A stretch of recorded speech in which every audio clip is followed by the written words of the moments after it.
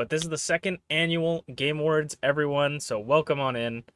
I am UnchainedAwesome. This is the second time we've done this, and if you guys don't know what the Game Awards is, or the Unchained Games Awards specifically, it's basically the same as the regular Game Awards, or any other version of the Game Awards you'd see on the internet or anywhere around, except it is my Game Awards. I'm Unchained, and these are my Game Awards. Basically, the games are selected from a pool of games that I played this year. It could be games that came out this year or games that came out any other time, except in the future, because that would be impossible. So, we're basically just. I'm basically going through a bunch of different categories and telling you my 4 favorite games from those categories, and then telling you the winner of that game, because I like to celebrate games, and I feel like a lot of the times there's. I'm perfectly, I fall onto this sometimes, but I feel like there's a lot of negativity when it comes to games. When games are bad, people want to let you know, but I feel like we don't spend enough time talking about when games are good. And I feel like I played so many good games this year, so I wanted to do this again, and this is our second time we ever did it. But before we get into the Game Awards, I would like to set out some ground rules so you guys know exactly what's going on. Okay, apparently I didn't put ground rules on here.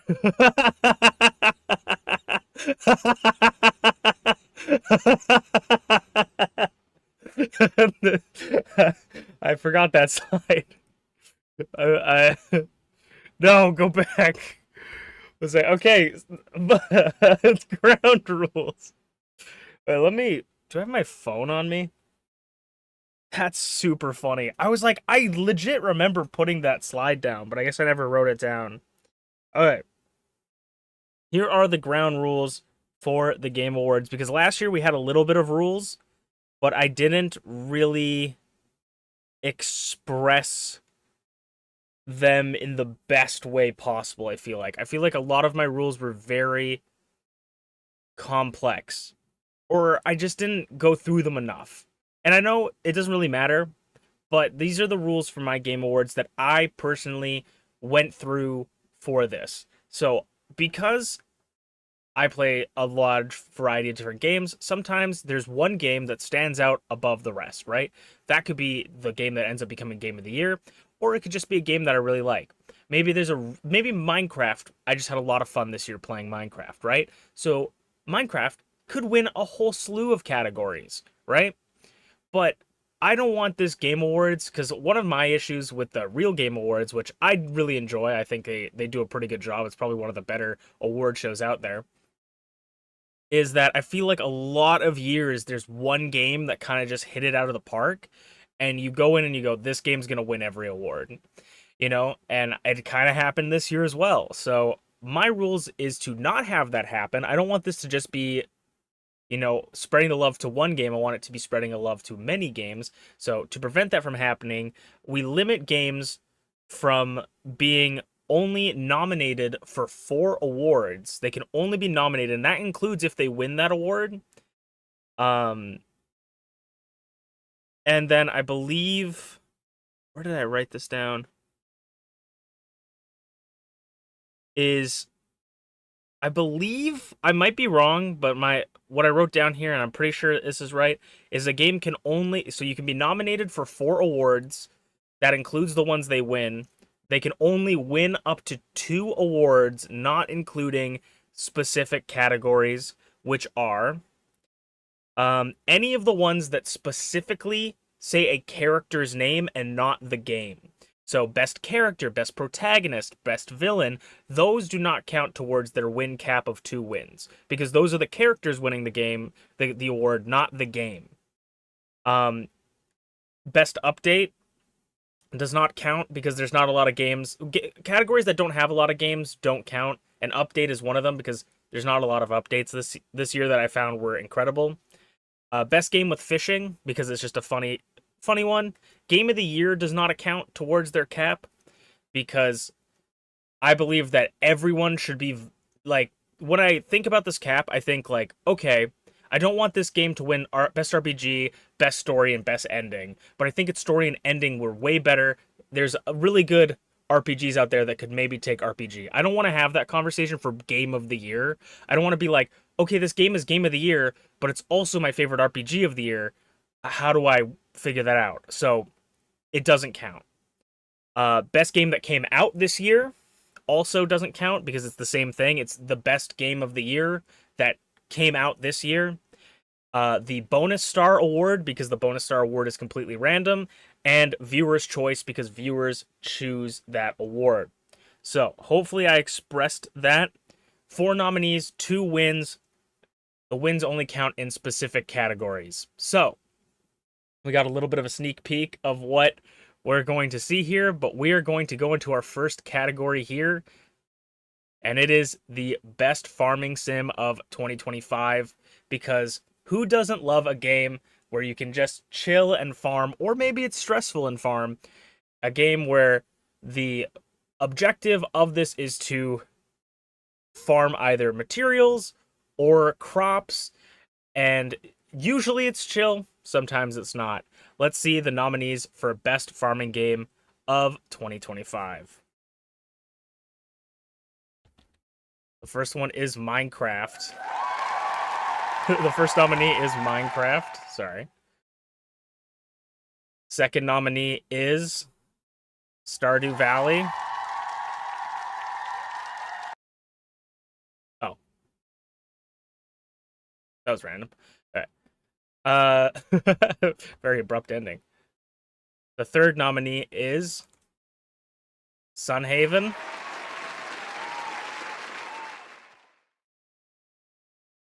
And the fourth and final nominee for best farming sim of the year is Moonstone Island.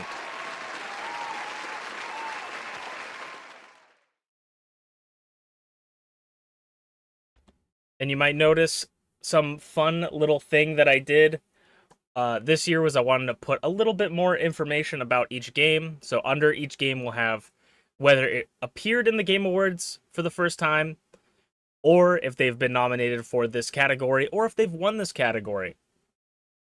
So all 4 of these games are really fun. I had, I've had a lot of different farming sims that I've played this year, and for this one, Moonstone Island as well, is the first time I played this game this year, and a lot of games really wowed me this year. This is sort of a harder category for to win, but for them to win, but it's there's just so many good games in this genre now that it was a hard choice for me. But the winner of best farming sim of 2025 is Sunhaven. I did not play Sunhaven a lot this year, but when I did, it was just always fun.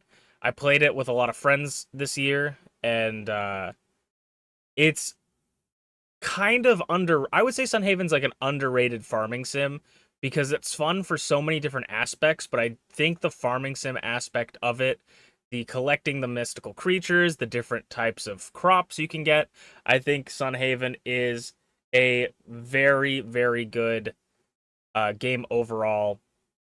I think all the games in this category were very good, but I had to give it to Sunhaven this year specifically because when I was looking back at some of the farming sims I played, I feel like I had so many good memories with Sunhaven this year. So we're gonna move on to best protagonist.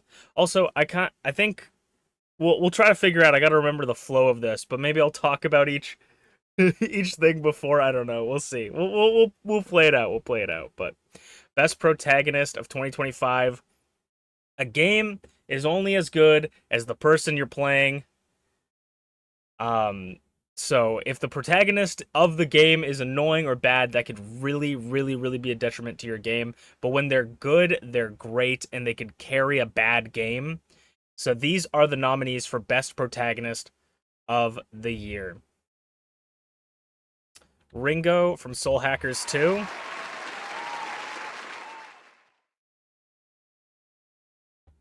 Mio and Noah from Xenoblade Chronicles 3. Strife and Mai from Pokemon Coliseum. And finally, Masu Maskman from Persona 5 Royal. a lot of really iconic characters that we got to play as this year. I would definitely say for Soul Hackers, their characters were really above, like, cut above the rest for a lot of games I played, and I really enjoyed their cast. Ringo especially really deserves to be up here. Noah and Mio, we finished Xenoblade Chronicles 3 this year, and last year, Noah and Mio actually won Best Protagonist of the Year. They kind of fit together because they are the two main characters of the game, so I didn't want to pick one and separate them. But those two are very, very good.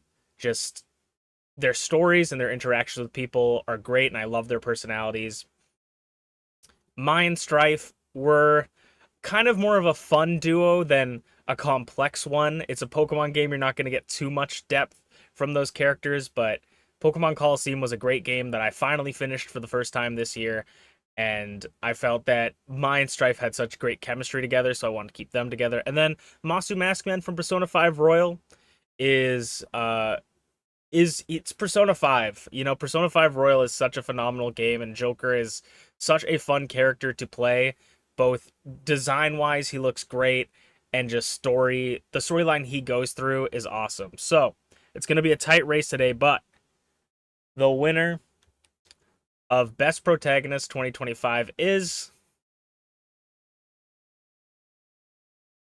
Ringo from Soul Hackers 2. I talk about that a protagonist can carry a game, and I really think Ringo and the rest of the cast of Soul Hackers 2 really carried this game for me. There was a lot in Soul Hackers 2 that I did not like. I struggled sometimes with the combat, and there was points where I really just was like, maybe I should just drop the game and not play it, but the cast, especially Ringo, really, really carried it for me. And so I had to give Ringo this award, Best Protagonist of the Year, because she simply was for me.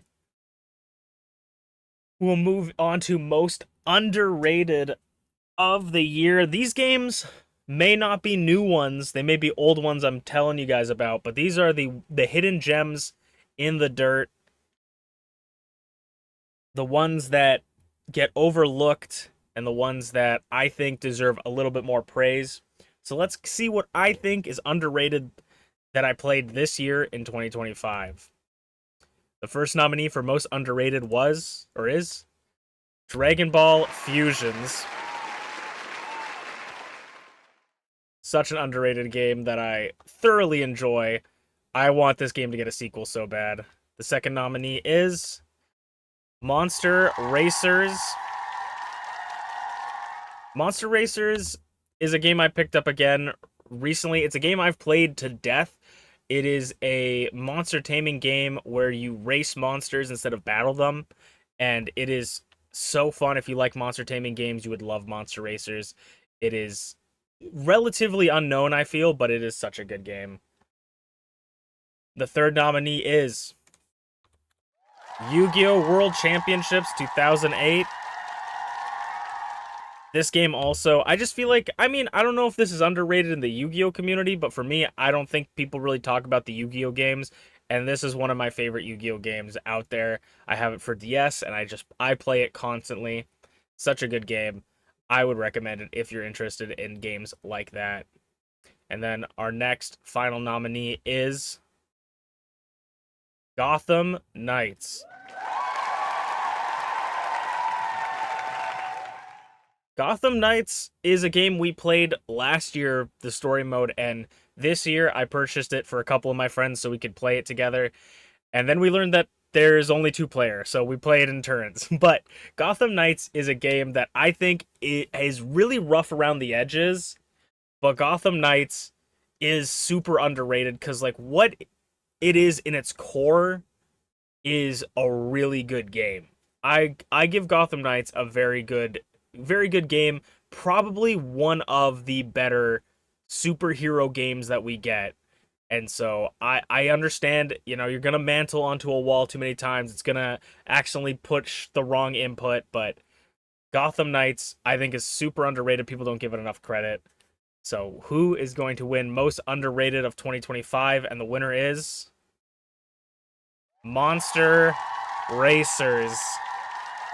This game, I'm sorry, this game has to take most underrated. Like I said, if you like monster taming games, Monster Racer is perfect for you, and I feel like literally no one knows what this game exists. I think nobody knows this game exists, and that's why it is my most underrated game of 2025. It is so good, but nobody talks about it, nobody knows anything about it. So Monster Racer takes it this year for me. All the games coming up this year were incredibly underrated, but this one I feel like was the most underrated for me. Our next category is best turn-based / strategy. So this is a game where the combat is either done when you're taking turns, similar akin to a Pokemon or an RPG, or a strategy akin to something like maybe Fire Emblem, where you aren't necessarily, it is turn-based in Fire Emblem, but maybe less, there's a strategy. It's not running in and swinging. You have to do a little bit more strategic placements and maneuvers. So let's see what games made it to the best turn-based / strategy game of 2025, and the nominees are Fire Emblem Awakening. I revisited Fire Emblem Awakening this year, and it just reminded me how good Fire Emblem was, especially that 3DS era. I'm a huge fan of Fates. I know a lot of people don't like Fates, but Awakening's the game that brought Fire Emblem back from the brink of death, and it is so good. So I once again revisited this, and it's such a good game. Second nominee is Team Fight Tactics. So this one's less of a turn-based and more of a strategy of what I was trying to say, but Team Fight Tactics, didn't play a ton of it this year, but when I did play it with friends, it's always fun. This is probably, if you're going to download the League of Legends launcher, at least download it for Team Fight Tactics. And the third nominee is Pokemon Coliseum. Pokemon Coliseum, I played it not for the first time this year, but I beat it for the first time this year, and it was one of the more fun experiences. It could get frustrating, definitely, but for a Pokemon experience, it's honestly one of the more fun ones, with having to do double battles through the whole game, with the level the level of Pokemon being so different, and the style of game being so different from the original, or the deviate from the main series. It's such a fun game. So Coliseum gets that third slot, and for the fourth and final nominee, Persona 5 Royal. This game is you're gonna hear me sing the praise of Persona 5 a lot tonight, because Persona 5 in general is such a good game, but Persona 5 Royal for me, like coming back to play it, it is enraptured me completely. It is such a good game. And honestly, I wanted to finish it this year, but I'm kind of happy I'm not going to, because that means Persona 5 Royal is just going to show up in the Game Awards of 2026 again. Persona 5 Royal is the type of game, is one of the games where that's the reason the limit exists, or else this game would win everything. I remembered playing Persona 5 for the first time, really enjoying it, but I don't think I remembered quite how good this game was until I got to play Royal again, so that is why it is my fourth nominee for turn-based strategy. And the winner of turn-based / strategy of 2025 is Persona 5 Royal. If me absolutely stroking its ego did not make it seem like it was gonna win, that is your answer right there. This game really just reminded me how much I love this game, and reminded me how much I love like JRPGs and RPGs in general. It is such a good game, and the combat and mechanics of this game, the story, made it my favorite RPG of the year. So Persona 5 Royal winning RPG / turn-based of the year. Our next category is Best Still Kickin'. The Best Still Kickin' award. The Best Still Kicking award goes to the game that this is not the best update. This is the game that has gotten the most amount of love, or not the most amount of love, but the best amount of love and treatment throughout the years it's been alive, or throughout this year it's been alive, because some games, they pump stuff into it and then they let it slowly die, and other games want to keep kicking, and that's what this is for. Best update is for singular update. This is for like updates throughout its life cycle, and especially this year. So the nominees for best still kicking are Crab Champions. Last year's winner of this award, Crab Champions, finds itself once again nominated because this game constantly is getting updates, and all the updates are of high quality. This game, unbelievably fun, and the most recent updates this year and even some last year really just make this game so much more fun. I played it a ton once I got my computer back, and it feels like a whole new game since last year, to be honest. The second nominee is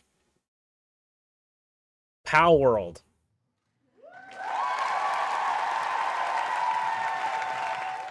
Pow World is like Crab Champions, constantly getting updates. Like many of these in this category, getting constant updates. They just released a pretty decently sized update. I don't know if it was huge, but a pretty decently sized update recently. This game is still kicking, is the definition of still kicking, even after Nintendo's lawsuits trying to take it down.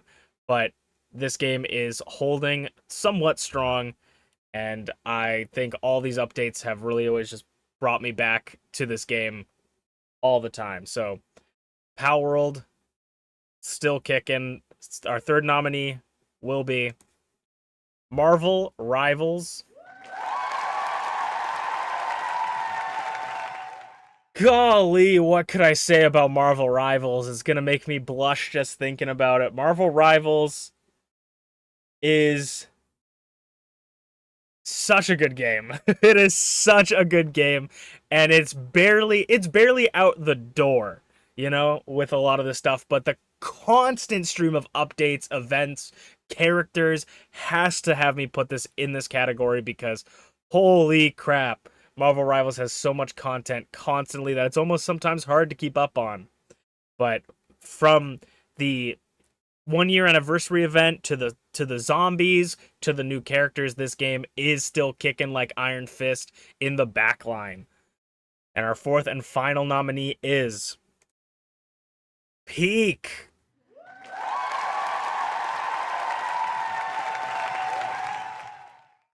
Kind of similar, honestly, to Marvel Rivals. I feel like Peak is constantly having a stream of updates. It's a game that I've only played a handful of times this year, but even I have to sit back and give this game their flowers for the amount of content this game provides. And yeah, Peak absolutely lives up to its name. But who is going to take home the best still kicking of 2025? The winner is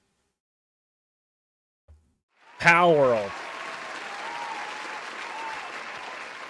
I feel like this was one of the hardest categories for me to pick because every game is so good. There was even other games that were like fighting to be on the nominee list, but Pow World for me has really just held their own and has constantly added new things that make me want to go back. I do want to go back to it now with the most recent update as well, but like every time it updates, I feel like there's something completely new that I never expected, or they will constantly be adding things for quality of life that makes me want to go back to Power World and play it some more. This is one of my favorite games, but gotta love Power World.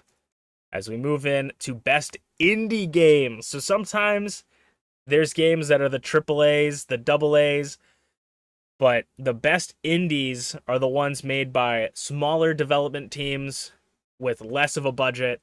And these games deserve to be appreciated and loved. And sometimes these games are way cheaper and have way more content than the big games out there. So these guys are going to be heavy hitters this year. Our first nominee for Best Indie, the backbone of the gaming community, Monster Crown Sin Eaters demo. I was given this demo for free by the developers, and Monster Crown is a fantastic monster catching game.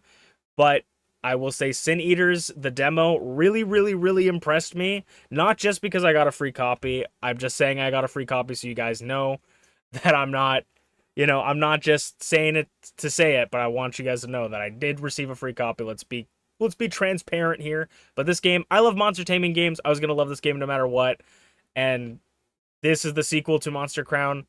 I'm really excited to see it go in. It's only the demo right now, but I'm really, really excited to see the full release when it comes in. The second nominee is Peak again. Peak back-to-back nominations. Like I said, this game is constantly getting updates. This is one of the like really good examples of a indie game that it shows the quality of like a team. Like the team behind Peak constantly are pumping out really good games, but Peak just seems to me like one of their best games, and it's a perfect example that a game doesn't have to be massive to be a good game. It doesn't have to be massive, and this game is incredibly affordable. So that also, I love that. Our next nominee is Moonstone Island. Now I gotta give you guys full transparency on this one as well. I received this one for free from Flare Zero off a Humble Bundle, but I played it for maybe 5 hours this year. And I gotta say, I was so impressed by it. It is a farming sim monster taming game with beautiful graphics, almost like Studio Ghibli style, like Kiki's Delivery Service flight mechanics, with really cool characters, vibrant visuals, and just, it's so fun with incredible different creatures. This game is awesome, and it blew me away this year, even for the little amount I played it. I'm going to be playing it some more either next year or the year after that, depending on what I have. But this game is phenomenal. I would love to stream it or make a YouTube video about it. And the final one is Strange Brew Demo. Since we're being transparent as a mother effer, I did not play this on stream. I got to play off stream. I got to play a test build of it. You can get the Strange Brew demo on Steam right now. But to be transparent with you, Strange Brew is made by one of my friends is involved with the making of this game, and so I still think this game is phenomenal. It's only in demo right now, and it's really fun. It's about, you are a coffee mascot escaping a zombie apocalypse, and you need to fuel yourself with coffee to survive, and I think it's a great game.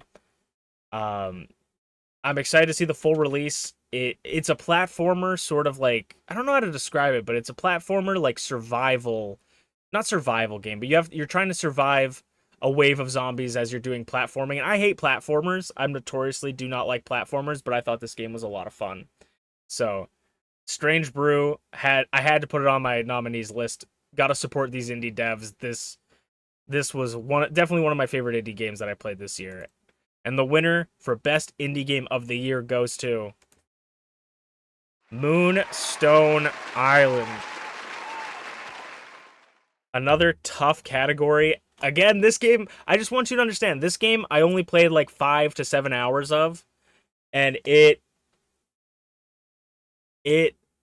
got me so excited for this game. And there's a new update that just recently came out that lets you change how your character looks, character customization, which I'm so excited for. But Moonstone Island, it blew me away. It's kind of the cornucopia of this year. Cornucopia was an indie game I played last year that I played not a ton of, but it blew me away. Moonstone Island is basically that game this year for me. But Moonstone Island, I wanted to give it its flowers because I'm very excited to get more into it, and it was a very good game this year. But those are my indie game picks, as we'll move on to Villain of the Year. Every good game needs someone you hate, and that is the Villain of the Year. If you're not going up against someone you despise or is interesting motivations or adds to the story, then you're not playing a very interesting game. Or maybe it just doesn't have a villain. But I think villains can make playing games so fun. Like I said, with the cast of characters, with a protagonist, if your protagonist is annoying, that it could ruin a game. If your villain is annoying, it could make your game so much better. So these are going to be the dastardly do-gooders, dastardly do no right evil guys of the year. This is the villain of the year 2025. Our first nominee is... Oh yeah, spoilers ahead though. If you guys don't want spoilers for any of these games, because it's going to be showing characters from this game, please block your screen as much as possible or click away and give us like a handful of minutes. I'll do the wiggle of destiny if you keep me up. I'll do the wiggle of destiny to tell you it's safe, but if you could just like ignore everything on your stream, then but Persona 5, Pokemon Colosseum, Castle Crashers, and Xenoblade 3 will have some spoilers here. So please, if you're gonna plan to play one of these games, this is your warning. So we're gonna get into the first nominee. First nominee is Maya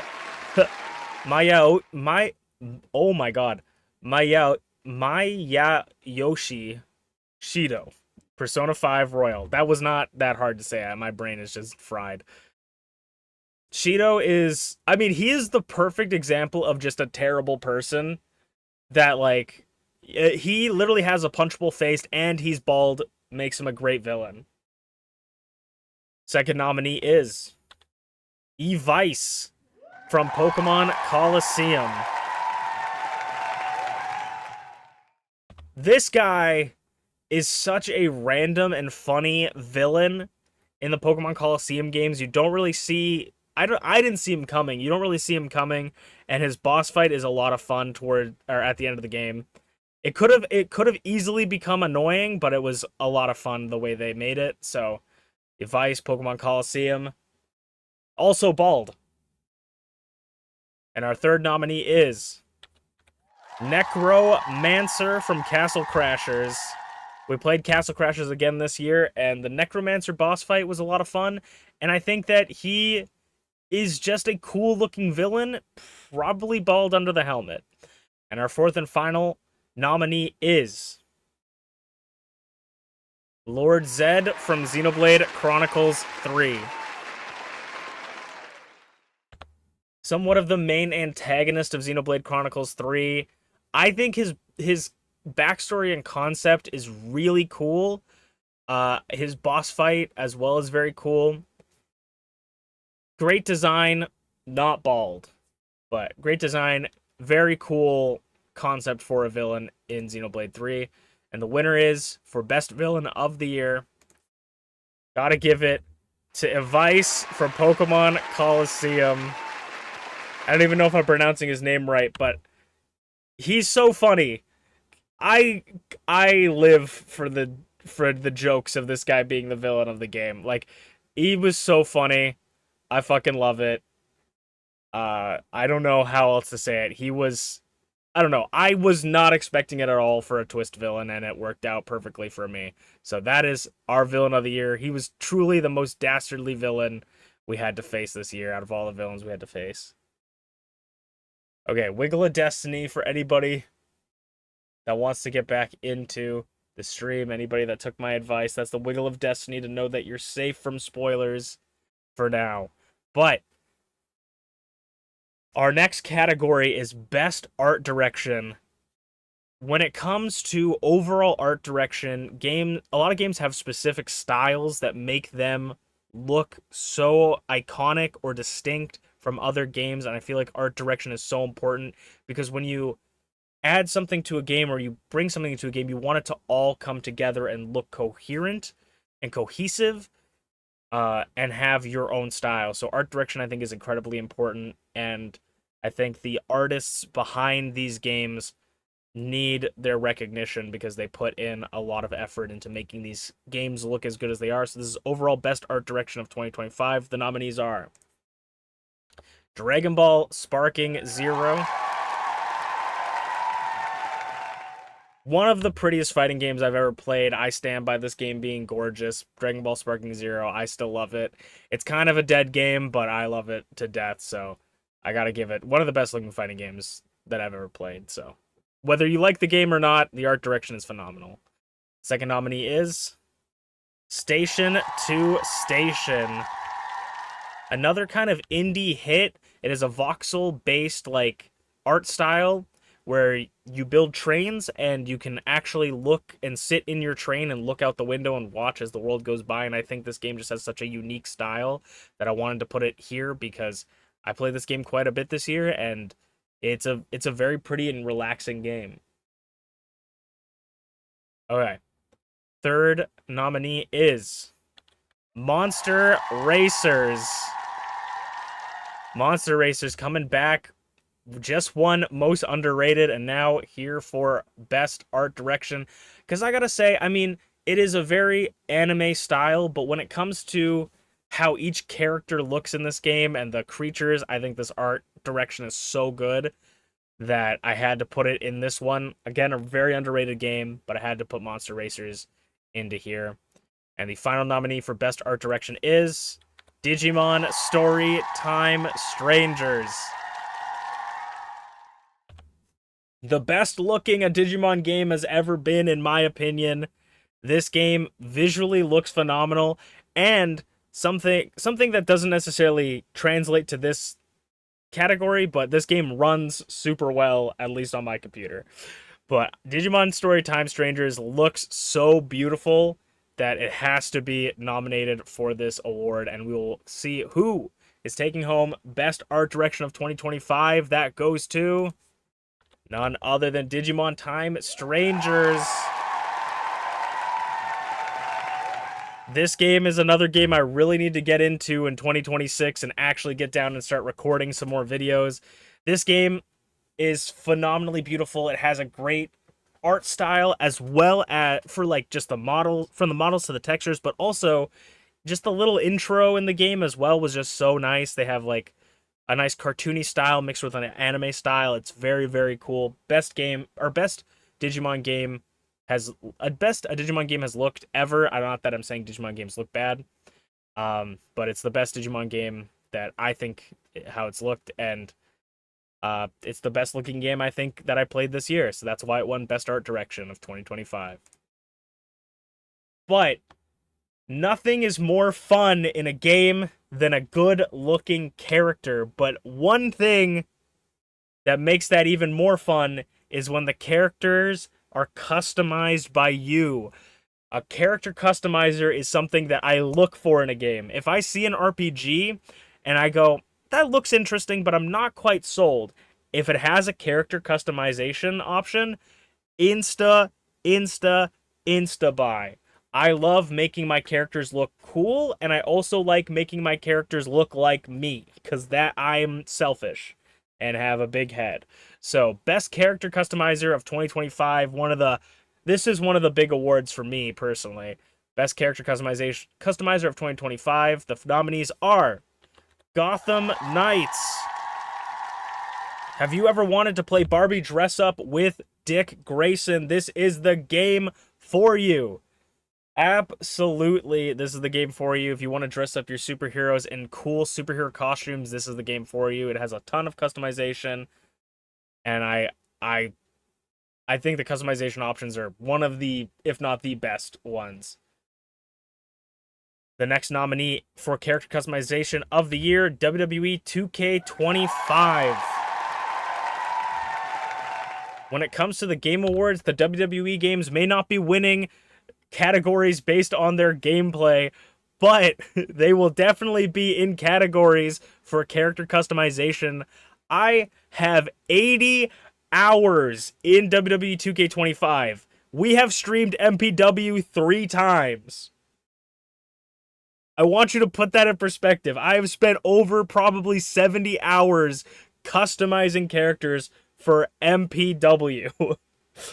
It is one of the better character customizers. They always make it worse. I feel like every year they add something that makes me annoyed. But this year I felt really, really good with this character customization. The third nominee for Best Character Customizer is Castle Crashers.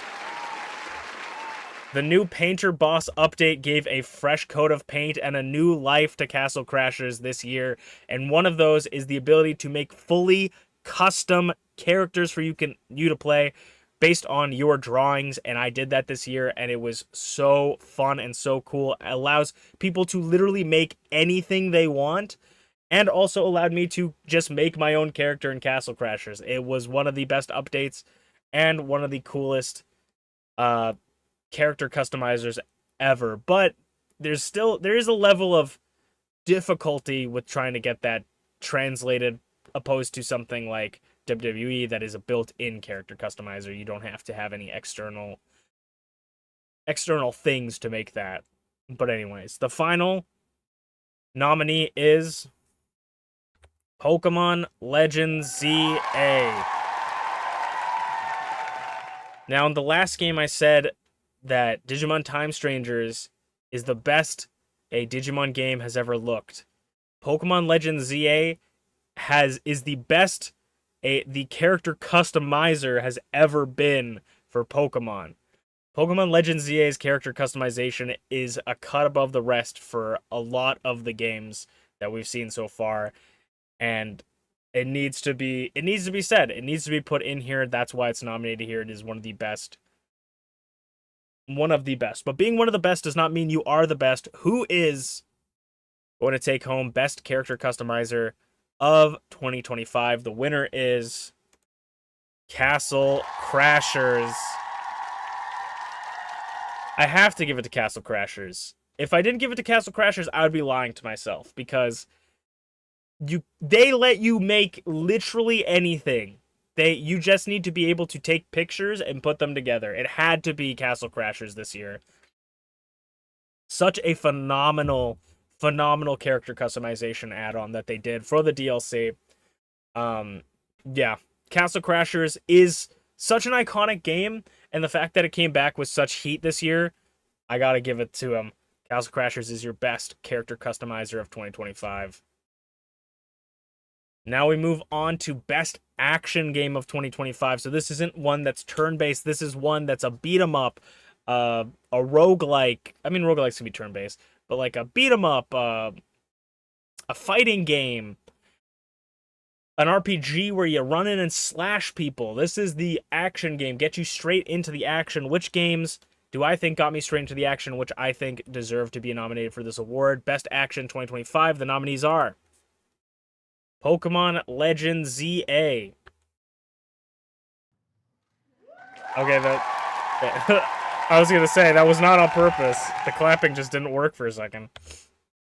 Pokemon Legends ZA, first time ever.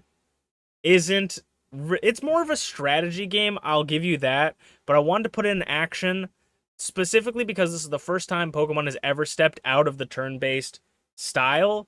And so, though it's not fully like an action game, I think that it is a lot more of an action RPG than a turn-based RPG. It's still sort of strategy, but I think a lot more action with your character having to run around where you want to place your person. There's a lot of different aspects. So it could have been strategy, could have been action, but I wanted to give it to action this time. The next nominee is Monster Hunter Rise, a game that won many awards last year, including this award last year as a previous winner. Monster Hunter Rise was a game that I wanted to give a lot of its flowers to last year because I didn't think I was going to play it this year. I thought, I've played it to death. Monster Hunter Rise is not going to appear in the 2025 Game Awards, but I was wrong. Monster Hunter showed back up for a small little fraction of time, and it reminded me just why I love this game. Totally deserving to be nominated once again. Monster Hunter Rise for Best Action. Had a lot of fun playing it with some friends this year, but didn't get too in-depth with it, but we did some hunts. It was classic. Little nostalgia maybe at this point, but super fun game. I would play it some more. It might even show up in 2026. And the third nominee is Zenless Zone Zero. The first gacha game to show up on the Game Awards this year so far. Zenless Zone Zero is one gacha game that I feel like you really feel powerful. The way you feel powerful in like Wuthering Waves. Wuthering Waves is also a very similar way, but Zenless, I love their combat. I love how much the action it is. I love there's a bunch of different game modes of all different types and sizes that fit this action style with a lot of different characters with different movesets, and I had to put it on this list. And the final nominee for Best Action of 2025 is Castle Crashers. Castle Crashers came back with a coat of paint, and I haven't played Castle Crashers in like 7 years since this year.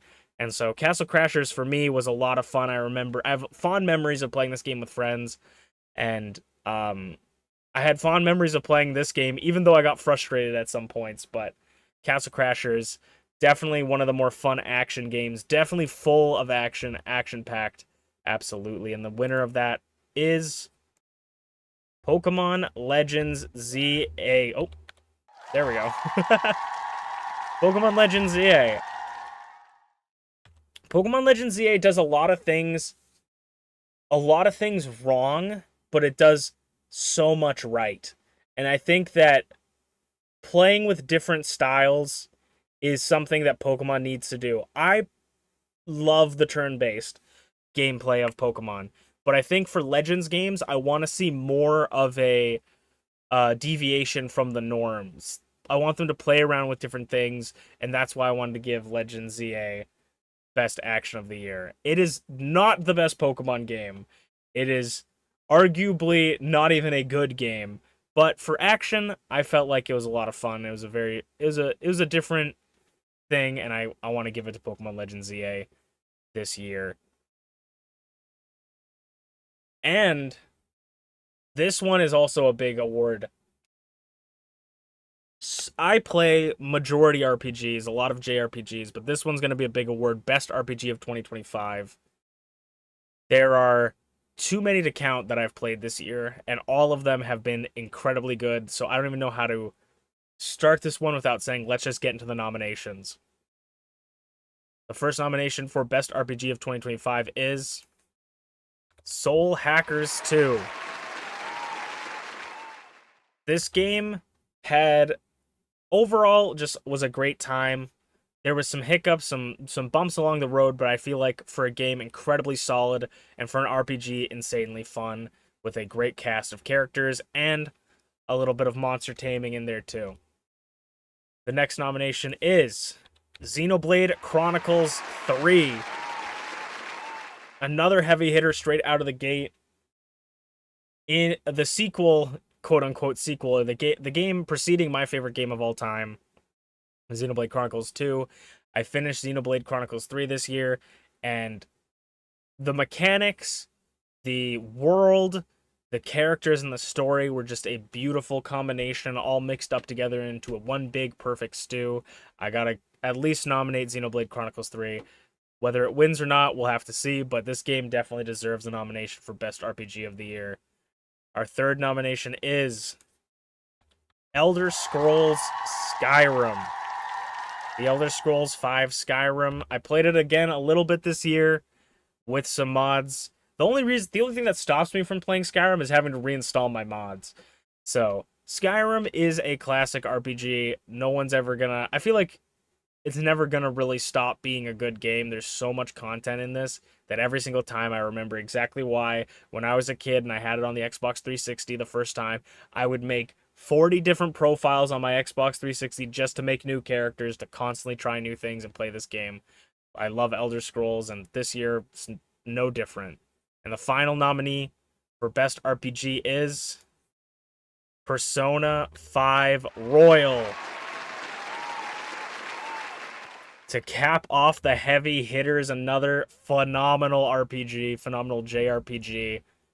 It's hard to hate Persona 5 Royal, especially with all the stuff I've already been saying about it. It's hard to even say anything anymore about it that I haven't already said. Persona 5 Royal is such a phenomenal game, and as an RPG, it is incredible.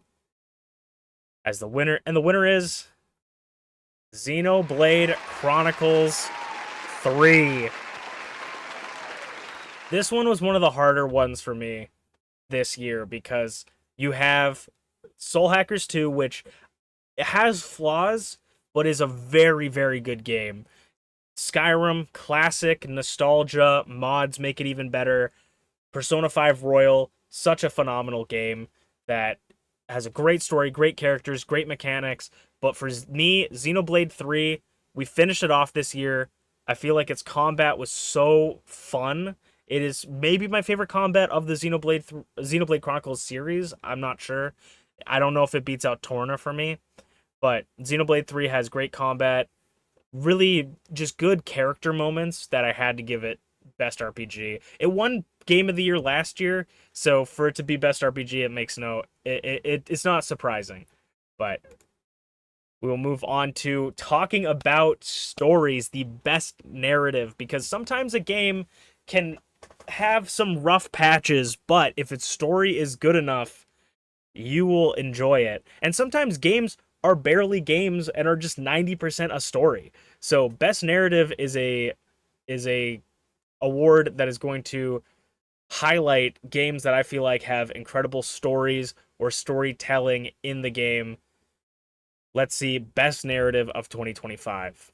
The nominees are Persona 5 Royal. I mean, I'm getting exasperated just talking about this beautiful game, but Persona 5 Royal, me playing this game again, it is just it's a good game, man. It's so good, and it's been long enough from me playing this game that I've kind of forgotten a lot of the story mixed into the royal elements of the game. I love this game's narrative. I love the side content where you're talking to different people, like the confidants and the different side quests.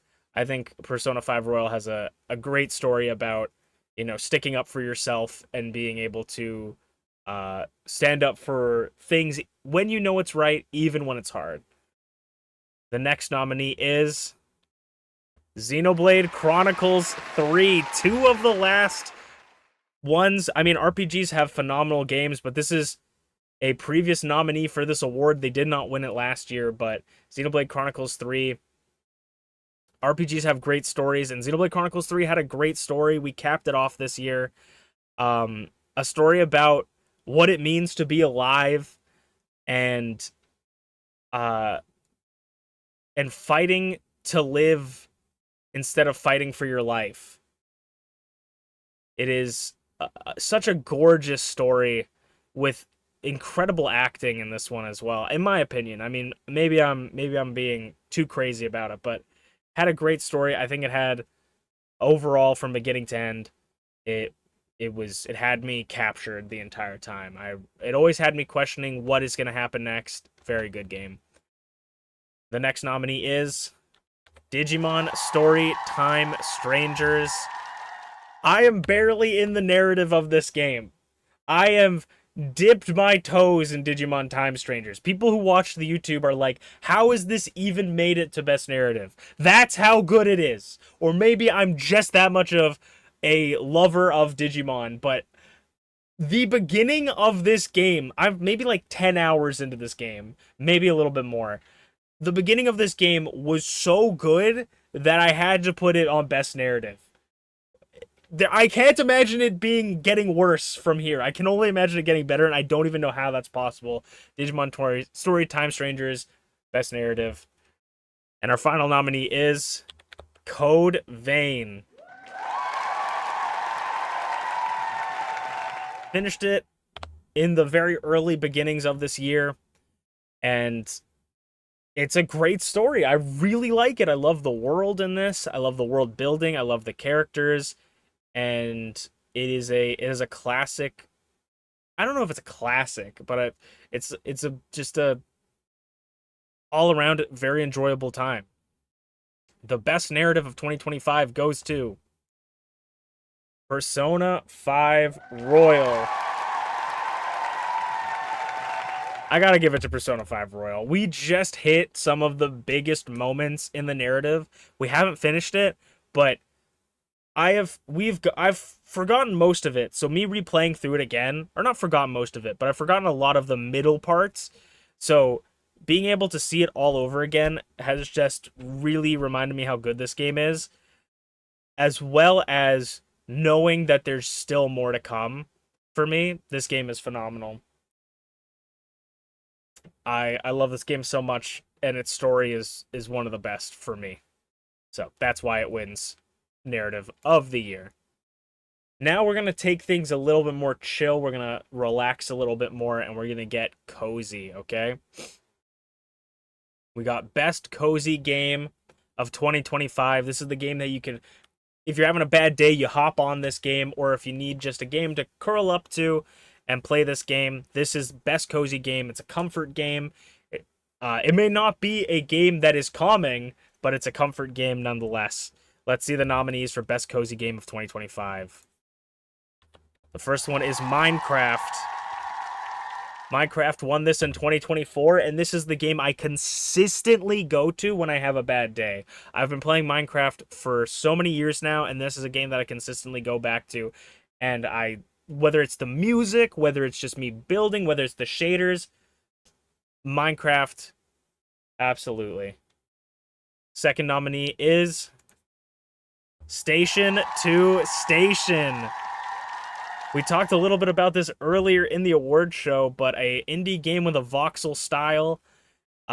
It's a game about building trains and connecting them to different stations, and it's super calming and cozy, and I love it. You know me, I love trains. I love calm and cozy games. Station to Station fits that like a glove. The next nominee, the third nominee for Best Cozy Game of 2025 is Moonstone Island. Nothing is cozier to me than, like, it's definitely not the same style. I will say that flat out, but nothing is more cozier to me than a Studio Ghibli movie. And this game, it's like, screams Studio Ghibli to me. It is such a cozy game.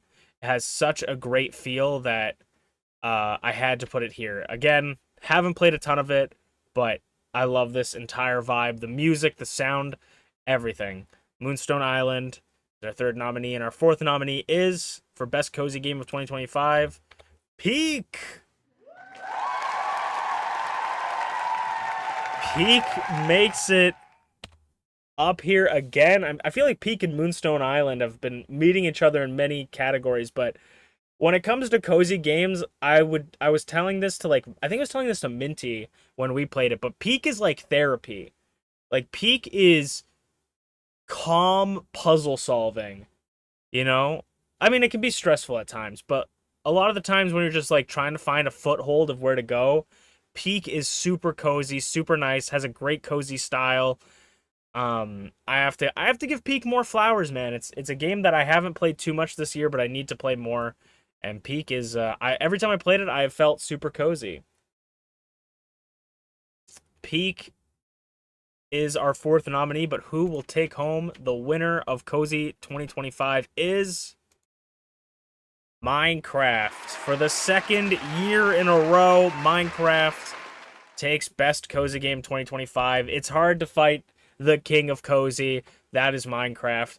This game is, I always tell people consistently, Minecraft is the game that I get the most work done when I'm feeling sad, because it's the game I gravitate towards when I'm feeling sad. So Minecraft has to win. Second year in a row. It wasn't even something that I thought about when I was making this, where I was like, oh, Minecraft's already won this one. No, it's like Minecraft wins this again this year. It's even more this year than last year I've played Minecraft. So second year in a row. Congratulations, Minecraft, for being the cozy game that we all know and love. Now, this one changed a little bit, because these used to be two separate categories, Best Update and Best DLC, but this year I didn't really have a ton of DLCs or updates that I really liked, and I felt like there was no reason to really separate these. Best Update and Best DLC are basically the same thing, because a DLC is basically just an update, and an update is kind of like a free DLC, but DLCs can also be free, so I decided to combine these two, and if you guys hate that, leave it in the suggestion box. The Best Update and DLC of 2025 the nominees are Castle Crashers Painter Boss Update. A phenomenal, huge update for Castle Crashers, not only adding in the ability to make your own character, adds another character, changes a boss in the game, and gives a whole fresh new design to Castle Crashers. An incredible update / DLC. Beautiful. And then our second nominee is Moonstone Island, the character customization update. Because I have been waiting for this character customization update since I got this game, and it's finally out, and I'm so excited to play it, and I want to play it on stream at some point or on YouTube video. So this was one that I was waiting for. I didn't know what to title it, so I just said Moonstone Island. The third nominee is Marvel Rivals 1 year anniversary. The 1 year anniversary gave us 15,000, I think, tokens to play with, gave us incredible Black Friday deals, gave us a custom skin for Jeff that you could change specific parts, gave us the Psylocke skin gotcha, gave us all sorts of different things you can do. And I feel like the 1 year anniversary was not perfect, but it was really well handled, I think, for Marvel Rivals. So I wanted to put it here. And the final nominee for best update / DLC is No Man's Sky's The Voyager update. No Man's Sky constantly coming in with great updates and DLCs. Once again this year, adding in Corvettes to the game was such a great idea. Custom ships, everything. It's so good. They're constantly adding stuff to this game, and you gotta love it. So that is why No Man's Sky is nominated for best update and DLC. But the winner for best update / DLC of 2025 is No Man's Sky. I gotta give it to No Man's Sky. There's no way we don't give it to the Voyager update. The custom ships just changed the game for me. I love it so much. No Man's Sky is constantly getting a labor of love, and that's why it's gotta get this award this year. All right, nostalgia is a very, very powerful feeling, and this is my nostalgia category. Games that I played that gave me the most hit of nostalgia, a game that I replayed and just reminded me how much I love this game. The nominees are for the Nostalgia 2025, Monster Racer. This game's showing up more and more. This game had such a hit of nostalgia. It's so like early 2000s Pokemon coded, where like every game was trying to be Pokemon when Pokemon came out, and this game fits the bill so well for that, and it's such a good game. The second nominee is WWE SmackDown vs. Raw 2006. I went back here to play GM mode, and it's such a classic game. These older WWE SmackDown vs. Raw games are so funny and so good. The third nominee is Pokemon Coliseum. A hit of nostalgia and a demon from my past finally slain. This game really reminded me of the time where I would sit on my floor and play the GameCube after renting this game out. That's actually where I got this game from. I have a rented copy that I bought from a store that went out of business. So if that doesn't scream nostalgia, I also had the book, but I don't know where the book is. If that doesn't scream nostalgia for you, I don't know what does. And our fourth and final nominee is Castle Crashers. I also put Painter Boss here for some reason, but it's the whole game. Castle Crashers was a huge hit of nostalgia for me. Coming back, I was talking about this a little bit earlier in the award show, just remembering how I used to play this game with my friends. It was such a fun game to revisit, especially with the new update. And the winner goes to, for best nostalgia game of 2025, is Castle Crashers. For me, Castle Crashers just was that perfect hit of nostalgia of like me playing it. I was the game that encapsulated that feeling the most, of me sitting back and being like, oh my god, I'm playing Castle Crashers again. Like, I remember doing all of this. On top of that, being able to be my own character was an extra point as well. Like, it really felt like I was going and revisiting an old house I used to be in. You know, like when you go into someone's house and that house has like a particular smell. It's not a bad smell, but it's just a particular smell, you know?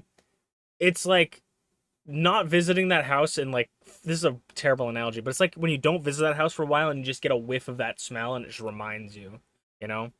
I don't know. That was a terrible analogy, but Castle Crashers, my nostalgia game of 2025.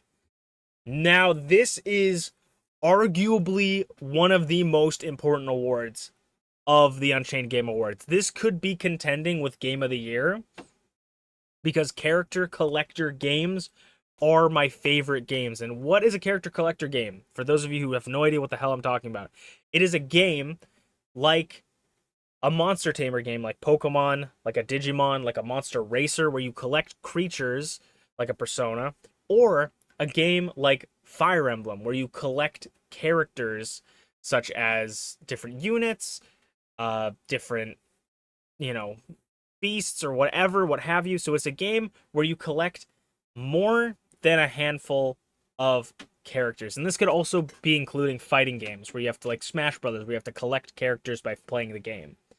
And this is my favorite genre of game ever. I love games where I can collect and have a huge roster of people. This isn't a game like an RPG where you unlock 5 different characters and that's your party members. No, it is a character game. It's a game where you collect at least like 7 characters, if not 10.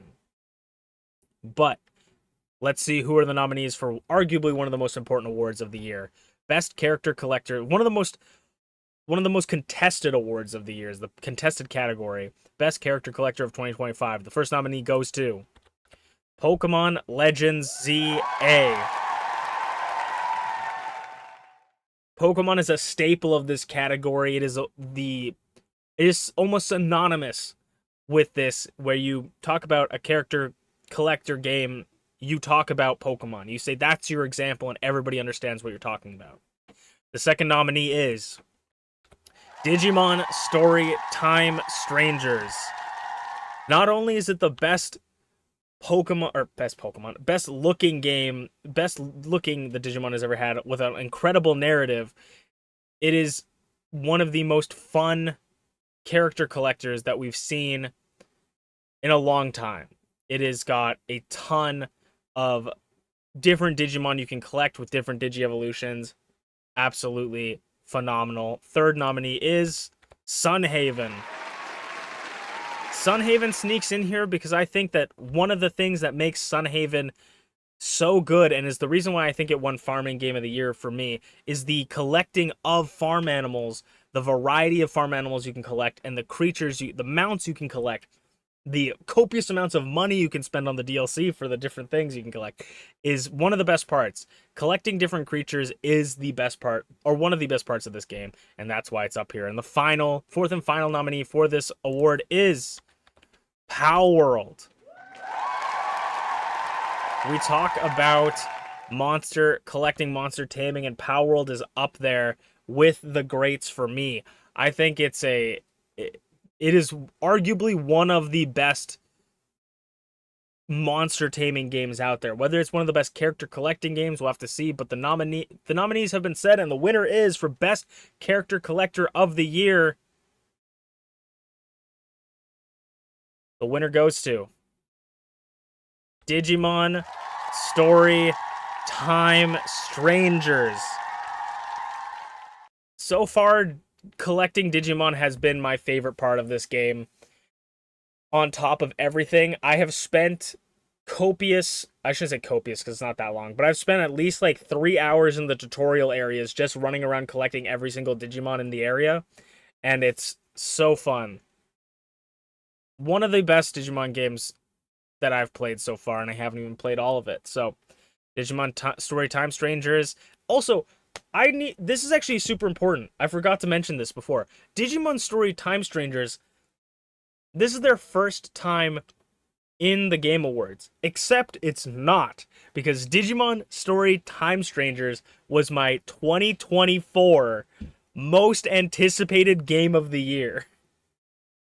I said the next Digimon Stories game is my most anticipated story of the year, or game of the year.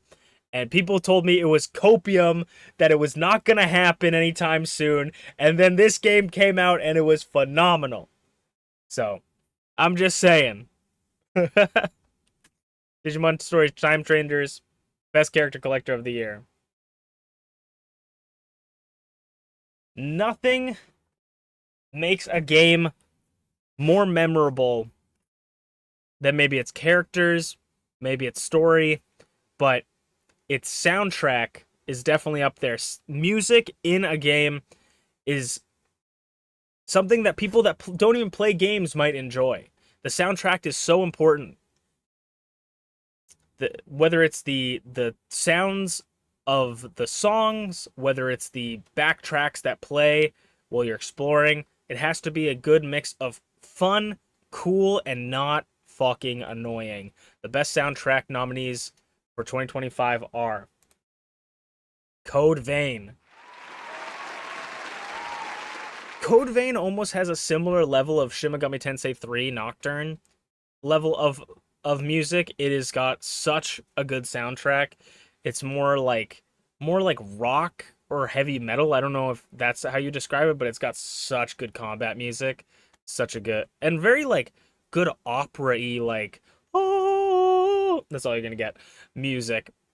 The second nominee for best soundtrack is Marvel Rivals. Now, Marvel Rivals doesn't have like a ton of iconic songs, I feel like, in the game. It has very good like just casual music. Mantis Dancing is probably like top 5. Mantis Dancing emote is probably like top 5 songs of the year for me on my Spotify Wrapped, you know? But the reason I put this on is because Marvel Rivals had their song for the trailer, for the first trailer. I think it's called like We Are Rivals or something. It's like that's all you're getting. And it has been stuck in my head all year. I heard it during like a Marvel Rivals event. It has been stuck in my head ever since, and I love it. So, and that's why it made on to best soundtrack. As we move on, the next nominee is Persona 5 Royal.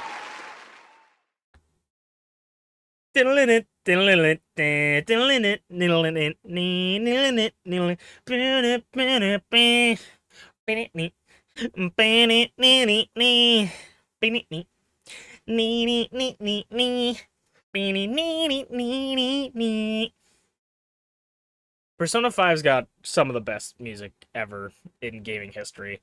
So it has to be up there. But also, I will say, I hear Persona 5 music so often in YouTube videos that I have been bored or annoyed by Persona 5 music before. I'm just saying. And we'll move on to our last nominee, I believe. Super Smash Bros. Melee. Talk about bringing iconic characters together to fight it out. But you're not only just bringing those together, you're bringing all their soundtracks together. And Melee, I feel like, has some of the most iconic music in Smash Brothers history, in Nintendo history together. And it is a game that I got to revisit this year, and it was so fun revisiting it. One of my favorite Smash Bros. Games. I don't know if it's my favorite, but definitely up there. The winner for Best Soundtrack 2025 is Code Vein. It's hard to win against Persona 5, but Code Vein, I feel like, had such atmospheric music for the game and had such beautiful... I really like the piano, the floweriness of some of the songs, and then the hard, like, grunginess of other songs in this game. This was a hard category to pick who I wanted to win, but I feel like Code Vein, for me, I really, really liked it. Especially when a lot of the times you're not even really focusing on the music. And I love Persona 5 music, but sometimes it can get too distracting, if that makes sense. I don't know if that makes sense, but Code Vein, I don't want to bring down Persona's music. I love Persona's music, but Code Vein, I think, just tipped it out just a bit for me. I really love their music. I was listening to some of it today, actually. Best Character Award. So the best character is different from protagonist, because protagonist is strictly like the main character of the story / sort of the character you play, but best character is for anybody, whether it's a character you play, like a side character, or a random character off the street. This is to shine the light on awesome characters that I think deserve some recognition. So let's see who the nominees for another one very tough category. The nominees for best character of 2025 are Mantis from Marvel Rivals. I love Mantis. I love Marvel Rivals Mantis specifically. I love her. I love everything about her. I love her moveset. I love her personality. I love her design. I put the beach one for a very specific reason. She looks phenomenal in it. I love Mantis. First nominee for best character, absolutely. The second nominee goes to Io from Code Vein. Another fantastic character. I mean, she's not only super fun and integral to the story, but she's just super cute, super has a really nice personality, really nice huge personalities. No, I like genuinely, no, all jokes aside, really cool personality. I like her a lot. And she as Mulan, as the movie Mulan would say, is a girl worth fighting for. Io takes the second nominee. The third nominee is Nicole from Zenless Zone Zero. A woman after my own heart. I love another woman with a great large personality. No, I love Nicole. I love her moveset. She is the character that got me into Zenless Zone Zero. Her entire vibe made me think she was some sort of like legendary character. So I didn't originally play Zenless because I was like, I'm never gonna pull this character because she's probably like, 40 years gone by now. But when I learned that she's literally one of the free characters they give you, I immediately started playing this game, and I love her to bits. She's awesome. And the fourth and final one for me of best character, I gotta give it to Naveen Persona Pokemon Legends ZA. I think Pokemon Legends ZA has maybe the second best cast of characters in a Pokemon game, maybe third. I'll have to see how it goes, but Naveen I think is just funny. He's a little bit of a weirdo, and I think some people like him, some people don't. He's that kind of character, but I think he's really funny personally. So I had to give it to Naveen. I find his comments in the game a highlight of when I play Pokemon Legends ZA. But there can only be one. Who is the number one best character of 2025? The award goes to Mantis Marvel Rivals. I had to give it to Mantis. Excuse me. I had to give it to Mantis because she is literally like my comfort character at this point. Like Mantis from Marvel Rivals specifically is my comfort character. If I ever had a comfort character, she is. I love her. When I didn't have my computer, I was missing Marvel Rivals, and I was specifically missing Mantis from Marvel Rivals. I wanted to see her, and I have to give her best character because she's literally been the best character for me this year. Absolutely well deserving. Mantis joins the best character rank. As we move on to best open world, this is a game that is not bound by infinite loading screens. This is a game where you can walk across the map for the most part, or explore wide open regions, whether it's procedurally generated or pre-made. The open world is one of my favorite games because I love games that have big open spaces where you can just walk and you can just explore. So best open world. Let's see who the nominees are. The first one is Minecraft. When it comes to open worlds, nothing is more open than Minecraft with its forever generating worlds. Near infinite possibilities in Minecraft. Absolutely. Open doesn't even begin to describe the world of Minecraft, and that is our first nominee. Our second nominee for best open world is No Man's Sky. The previous winner of the award in 2024 is no surprise it shows up again with basically infinite, fully custom planets that have their own ecosystems, their own topography, their own different races, etc. It's such a good game, especially when it comes to open world games. The exploration in No Man's Sky is the highlight of this game. Our third nominee goes to Moonstone Island. Not as open as the previous two, but this game does have a bunch of floating islands that you can fly to, and it's a lot of fun to explore these different areas. Also, never mind. At first second, I thought I misspelled Moonstone, but no, it is. It's got a lot of flying islands you get to explore too. Again, super fun game, really cool, really cute, very fun, open experience. A lot of exploration you're able to do. But Moonstone Island takes that third slot, and the fourth slot goes to Cyberpunk 2077.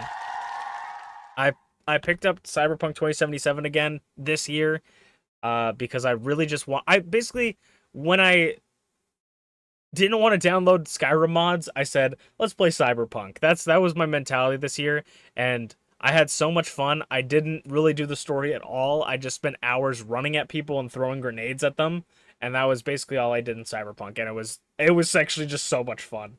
I Cyberpunk is the type of game that I love. It's the reason I love Cyberpunk so much is because of the open world aspect. I very rarely do story mode or the story of it or do the side quests a lot of the times. I just like wander and fight people. That's kind of my favorite thing with Cyberpunk, so that's why it makes it onto this list. And our winner for best open world game of 2025 goes to Minecraft.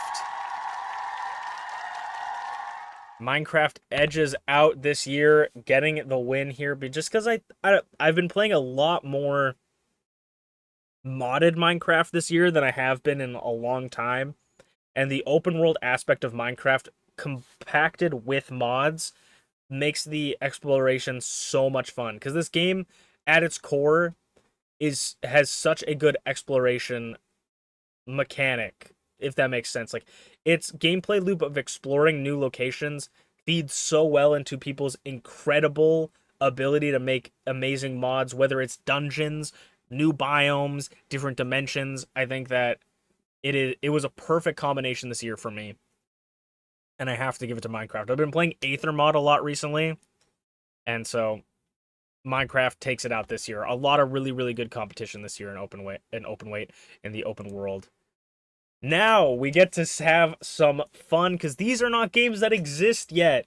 These are my most anticipated games of 2025, and as you guys saw, my most anticipated game of 2024 was the next Digimon Stories game, which ended up being Time Strangers. That game has shown up in many categories and has lived up to the hype. So will these games live up to the hype? My most anticipated games of 2025 are Tomodachi Life, Living the Dream. The long-awaited sequel to Tomodachi Life. I'm going to be streaming this, and if you guys want, I will be adding viewers and friends into Tomodachi Life to see what they get up to. What a good, exciting game. I'm so hyped. This is probably one of the only games of next year that I will buy at release for full price, because I fully love Tomodachi Life. I don't own it anymore. I gave my Tomodachi Life to a friend for his birthday, my 3DS version. So getting the Switch version, I'm so excited for this game, especially with the updated me customizations. This is one of the top 4 that I'm excited to see.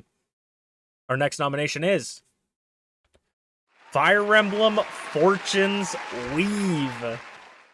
Fire Emblem, finally a long-awaited return from Fire Emblem. I mean, I guess not long-awaited, but long-awaited for me. I didn't play any of the other new Fire Emblem games since Three Houses.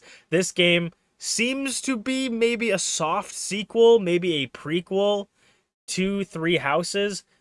The trailer got me so hyped for this game. I'm really excited, but I refuse to play it until I finish the third house in Three Houses on YouTube. So that's what we're going to be doing, maybe a little bit this year. We'll have to see. But this one's probably not going to be one I'm going to pick up, but it's one that pick up day one, but it's one I'm very excited for. Our third most anticipated game of 2025 is Strange Brew. We talked about the demo, but I can't wait for this full game to come out. Again, I have a little bit of a vested interest with this game. My friend is involved in working on it, but it's a game I'm really excited for. That just him working on it just makes me even more excited for it. So I think it's going to look like a great game, and I can't wait for my friend's first game title to be fully released. That's a game I'm very excited to see. And then our fourth and final nominee for this most anticipated game, Code Vein 2. Code Vein 2, the return to Code Vein. I'm so excited for this game. Not only did we finish Code Vein this year, but it really, really made me excited for the God Eater games. And this Code Vein game looks so interesting because it seems like it's going to have some time travel-esque things where you go into the future or the past. And I'd love to see it. The one thing that could make this game like a 10 out of 10 for me when it comes out is if it checks for like your save files for Code Vein, and like maybe it makes your character come back or something, you know? I think that would be so cool. Or even if they like the character you made in Code Vein turned into this monster, like it's dead or something. You know, I think that would be super cool. I don't know if that's going to be true, but it'd be really, really cool. Kind of like a Dragon Ball Xenoverse thing, where you go back in time and you can see your old character. I think it would be really cool. But the winner of my most anticipated game of 2025 goes to Fire Emblem Fortune's Weave. There are a ton of games coming out this or next year that I'm really excited for, and coming out in the future that I'm really excited for, but I have not played a Fire Emblem game in forever, and this really revitalized my love of, or my excitement for Fire Emblem.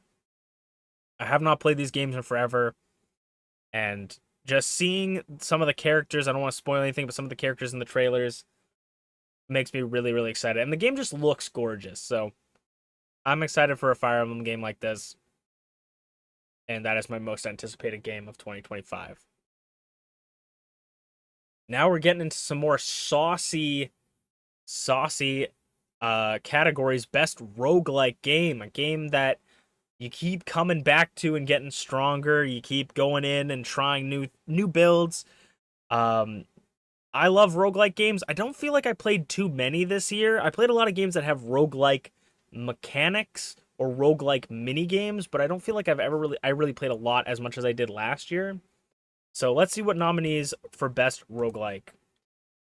Crab Champions, of course, making its way into the roguelike. The first nominee, previous winner of this award in 2024. Crab Champion shows up.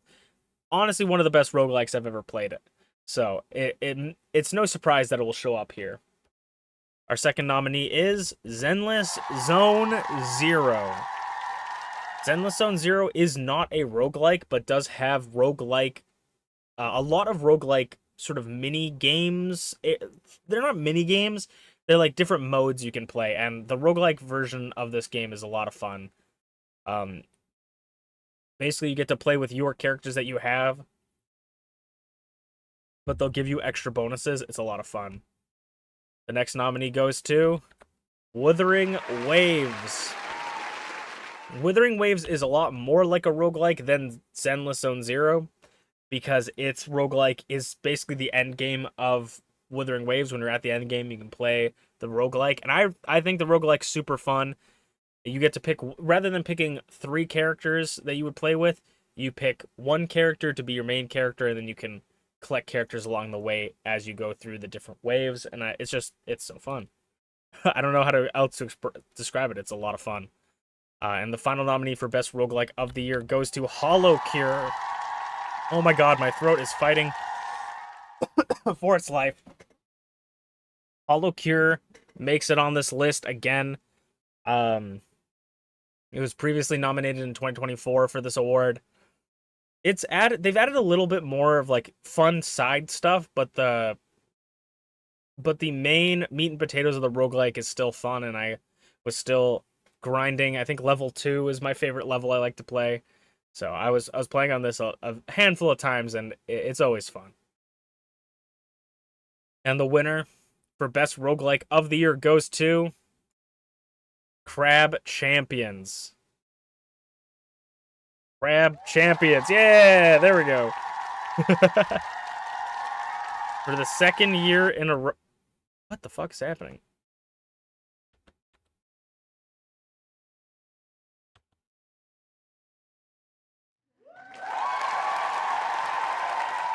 Alright, I just need to...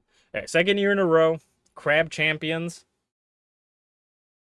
It's kind of a no-brainer for me. I feel like I did not play a lot of roguelikes this year, and Crab Champions is just the best roguelike I've ever played. It's hard to really go up against it. If I picked up other roguelikes, maybe, but to say that Crab Champions were to lose to anything in that list, I liked a lot of the things in that list, but a lot of them were barely roguelikes. So Crab Champions picks up that win. I don't think there's any contender for this year for for roguelike. Best multiplayer games are a lot of fun when you get to spend them with friends and get to play them with friends. And multiplayer games are an incredible cornerstone of games. There's a ton of games that just come out that are purely made for you to play with your friends. And uh, I've played a lot of multiplayer games this year with a variety of different types of games, and I think that this one's going to be another tough category to see who's going to win. But best multiplayer of 2025, the nominees are Marvel Rivals. Coming out of the gate, probably the game I played the most with friends. Marvel Rivals, whether it's comp, free fight, or quick play, or practice versus AI. I've spent many hours playing with friends in Marvel Rivals. It is probably the number one game that my friends ask me to play alongside of me asking them to play it. Marvel Rivals, very good. And it's multiplayer even when I don't play with friends because you got to play with people. So it's a very good, very fun cooperative team game that can also be incredibly frustrating. Previously nominated for this award in 2024 as well. The second nominee is No Man's Sky. This game is fun with friends for a whole separate reason than Marvel Rivals. Like, just the No Man's Sky is basically a fun exploration, like, building game, and then everything that's fun with No Man's Sky is just enhanced when you have people with you. And I think that this year really, really showed me a lot because I would just be exploring with my friends, looking for parts for ships. It is one of the best multiplayer experiences you'll have. The third nominee for Best Multiplayer of 2025 goes to Sunhaven. Showing back up the best farming sim of the year. This game is... Oh, I even put best farming sim at the top left instead of best multiplayer. But this game, I basically only played with friends. Like, when it comes to games that are multiplayer and fun, this is a game that I basically never play alone. I've only played it a handful of times, and I don't think I played this game alone this year. So having a farm with my friends is so much fun, and being able to like cooperate and build and take care of things, I love it so much. Sunhaven, incredibly fun game. It's basically like an RPG with farming sim with your friends. And the fourth and final multiplayer game of the year goes to Tabletop Simulator.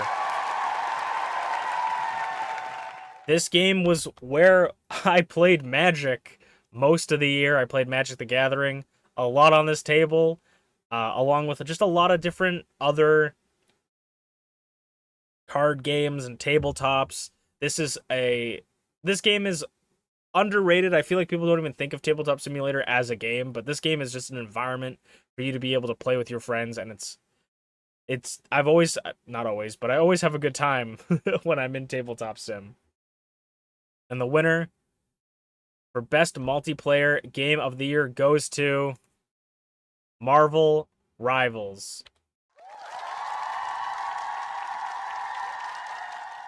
Marvel Rivals, like I said, is the game that I feel like I played the most with my friends this year, and it can be incredibly frustrating, but I feel like for me and my friends, it has been a sense of comfort in this. There's a sense of comfort in this game that it's something that we can play when we want to have fun. It's something we can play when we want to chill. It's a fun game overall with just an incredible cast of characters. And I think I've just had a lot of really good memories playing Marvel Rivals with my friends this year. So that's why I got to give Marvel Rivals Best Multiplayer Game of the Year. Now we go into Best Level/World Design. So much like art direction, the art of a game is very, very important. But another thing that's incredibly important is the levels designs and the world. If the world and the levels don't look visually appealing, interesting, or fun, then it's not going to be a fun game. The environment you play in has to be enjoyable, or else it's not going to be fun. There's that balance of character, story, and environment that makes a good game, and this is a very important part of the game development cycle. So best level / world design. The first nominee is Xenoblade Chronicles 3. Xenoblade in general, their worlds are so gorgeous and so incredible to explore that it has to be on this list. I feel like Xenoblade Chronicles 3 had a very, very fun world. And even towards the later parts of the game, we sort of got to learn a little bit more about the world and explore a lot more fun areas.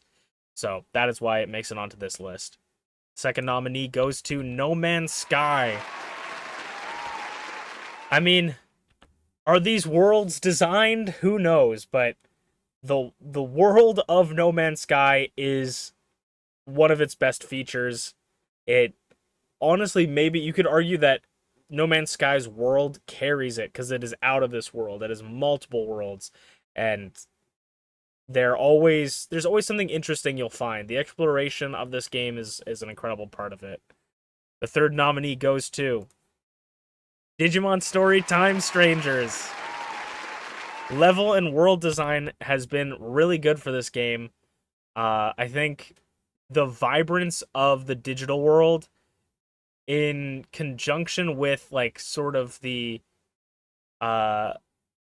underground areas that are a little bit like more gray tones and darker, and then like the use of color in this game is really good, and then the overall just being generally fun. I think that it's very difficult for you to get super lost in this game, and I think that's a really very well designed. Digimon Stories Time Stranger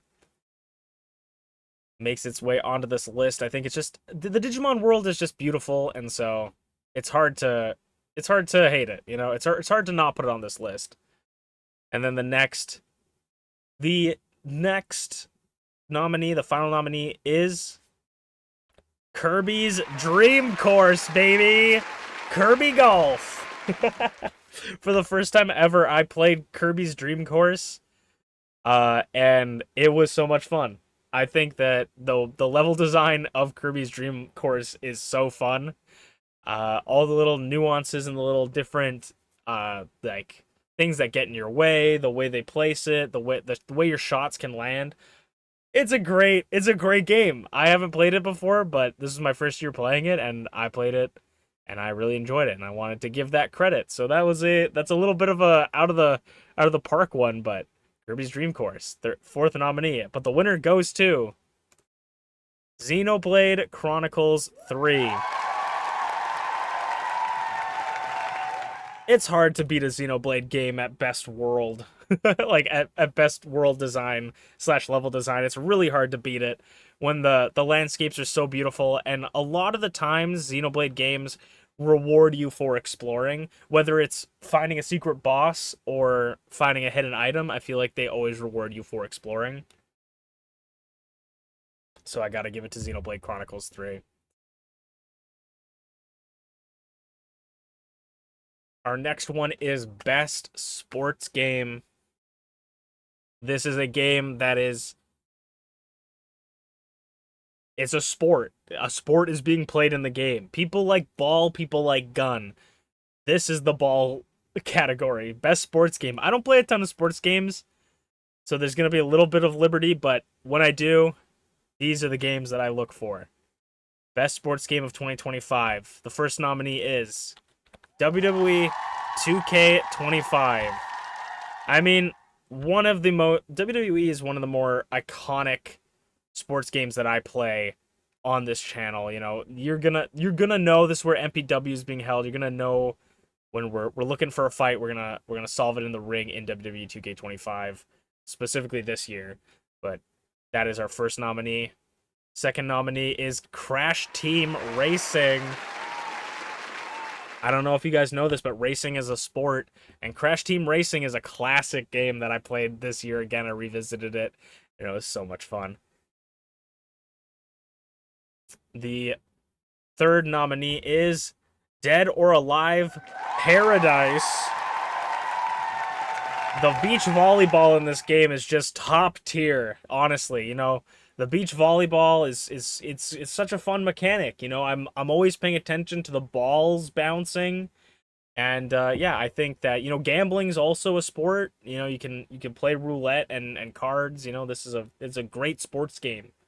It's a great sports game. And then we have Yu-Gi-Oh! GX Tag Force.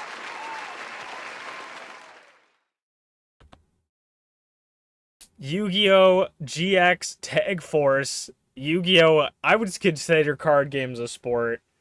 And this is one I picked up just this year, and it is super, super fun. Like, it is one of the most, like, the Tag Force series, I feel like, really makes you feel like you're in the Yu-Gi-Oh! Anime. So, that is that is the one I selected as the winner for best sports game of the year goes to WWE 2K25. It's got to be the one that wins. I have 80 hours in this one, and I probably have like less than 10 in all the other ones. Maybe not Yu-Gi-Oh! Tag Force though, actually. But this game, it's a cornerstone of our channel at this point, the WWE series, so we have to give it best. We have to pay its penance and give it best sports game of the year.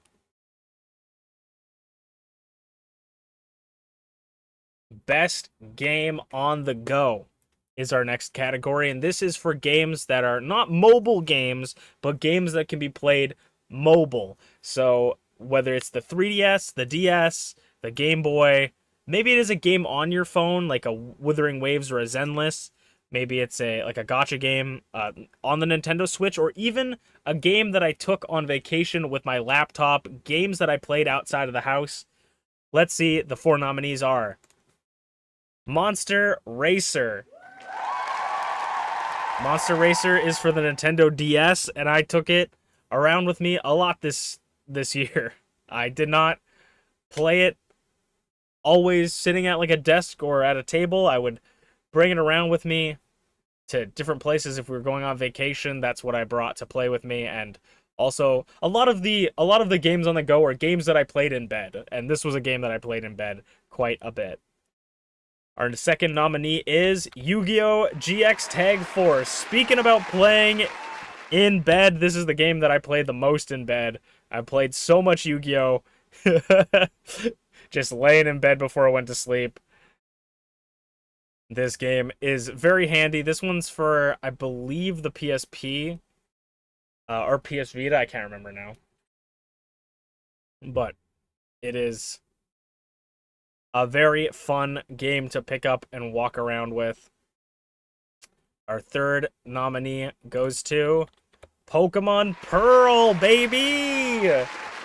Last year, Pokemon Pearl, I said to you guys that I'm working on a Professor Oak's challenge, which is I have to try to catch every Pokemon within, or fill out the Pokedex as much as possible before moving on to the next gym, and I'm still working on that. Will that ever be released as a video? I genuinely do not know. Will it ever be finished? I genuinely do not know, but I am working on it. I've been grinding a ton in this game, and it's been quite a bit of fun. But Pokemon Pearl, best game on the go, nominee number 3. Nominee number 4 for best game on the go is Hamsters or Pets Hamsters Life 2, specifically for the Game Boy Advanced. This game is literally if Hamtaro was a monster catching game. You basically get a hamster and you can raise it and then make it race other hamsters and do different things, and it's legit so fun. I am contemplating streaming it one of these days, but this is a game that I own that I always go back to. I don't think this is the right box art for the game that I have, but I think this is like the PS2 version or something, but this game's so good, dude. This game's so good. It's so funny. And the winner for best game on the go goes to Yu-Gi-Oh! GX Tag Force. I've played this Yu-Gi-Oh! Game so much. I played a lot of World Championship last year. This year was the game I took on the go with me the most and played a ton in bed. So Yu-Gi-Oh! GX Tag Force, super fun Yu-Gi-Oh! Game. I'm probably gonna keep playing it into next year. I've been playing a lot of Yu-Gi-Oh! Off and on, and this is like the perfect era of Yu-Gi-Oh! For me, where it's enough new cards to keep me interested and enough of the same mechanics to not confuse me. So Yu-Gi-Oh! Tag Force is the best game on the go. This is going to be the closest to a negative award that we can get to, because craziest boss fight does not mean good. It doesn't mean they're bad, but it means this is the boss fight that was just the crazy experience for me. I'm not here to shit on them. I'm just here to say this is me saying I went through some shit. Please feel sorry for me. The craziest boss fights of 2025. I believe there's going to be a spoiler warning. I don't know if there is, but potential spoiler warning. We'll have to see. There is spoiler warnings. Excellent. Okay, so spoiler warnings tells you sort of the categories we have, but if you don't want to know any of the boss fights going into these games, the One Piece game for the Game Boy Advance, Persona 5 Royal, Castle Crashers, or River City Girls, which I think I just accidentally put the name next to it as well, so I don't know if Hibari is the name of the River City Girls game. I've only played it once, so I apologize, but I'll do the Wiggle of Destiny to let you guys know if spoilers are gone, but this is your ample warning to avoid the screen as we get into the first nominee. We have Buggy from One Piece Game Boy Advanced. I still have not beaten this fucker. He is so goddamn hard. I hate him so much. The One Piece Game Boy Advance game is so fun, but Buggy is just brutal. I don't understand how to beat him. The next nominee is Okumura from Persona 5 Royal. This fight sucked so much that we had to actually turn up the difficulty to make it harder for us to beat him. Or, well, to make it easier for us to beat him by turning up the difficulty. Okumura's boss fight is so BS in Persona 5 Royal that it just doesn't even make sense. It's arguably the worst part of Persona 5 Royal, but it was a fun experience taking him out nonetheless. The third nominee is Hibari Kunio from River City Girls. I played this game once this year, which is why I put Hibari by accident on River City Girls in the spoilers. I don't own River City Girls. This is my experience with River City Girls. River City Girls. My friend Giblart, friend of the channel, came over to his house and he said, "Hey man, have you ever played this game?" I said, "No." He's like, "I cannot beat this boss. Like, you need to help me beat this boss because I can't beat her." And there's a 2-player mode you can play in River City Girls. And so I got to play as the second character. So we fought her together, and it was just a crazy fight because my friend was like, if I can't beat her, I think I'm just going to drop the game. And so I saved him. I don't know if he did continue playing the game, but I saved him at least that fight. And it was just such a fun experience. The next nominee is Corn Boss from Castle Crashers. This guy fucking sucked. What the hell? Alright. This guy fucking sucked, bro. He was the worst. The Corn Boss was such a frustrating fight. That was probably the most frustrating Castle Crasher boss that I had. And I think it got glitched like the first time we played it, but he was super annoying. The Corn Boss from Castle Crash and the final one is... Actually, never mind, that wasn't the final one. The winner of Craziest Boss Fight is Hibari Kunio-kun, River City Girls.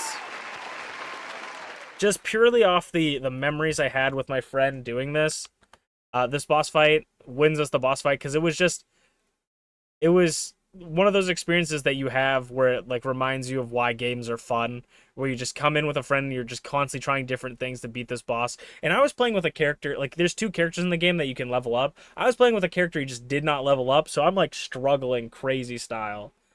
But that is Hibari, winner of Craziest Boss Fight. It was a lot more of a positive boss fight than last year. Now, this is arguably some people's game of the year, best game with fishing.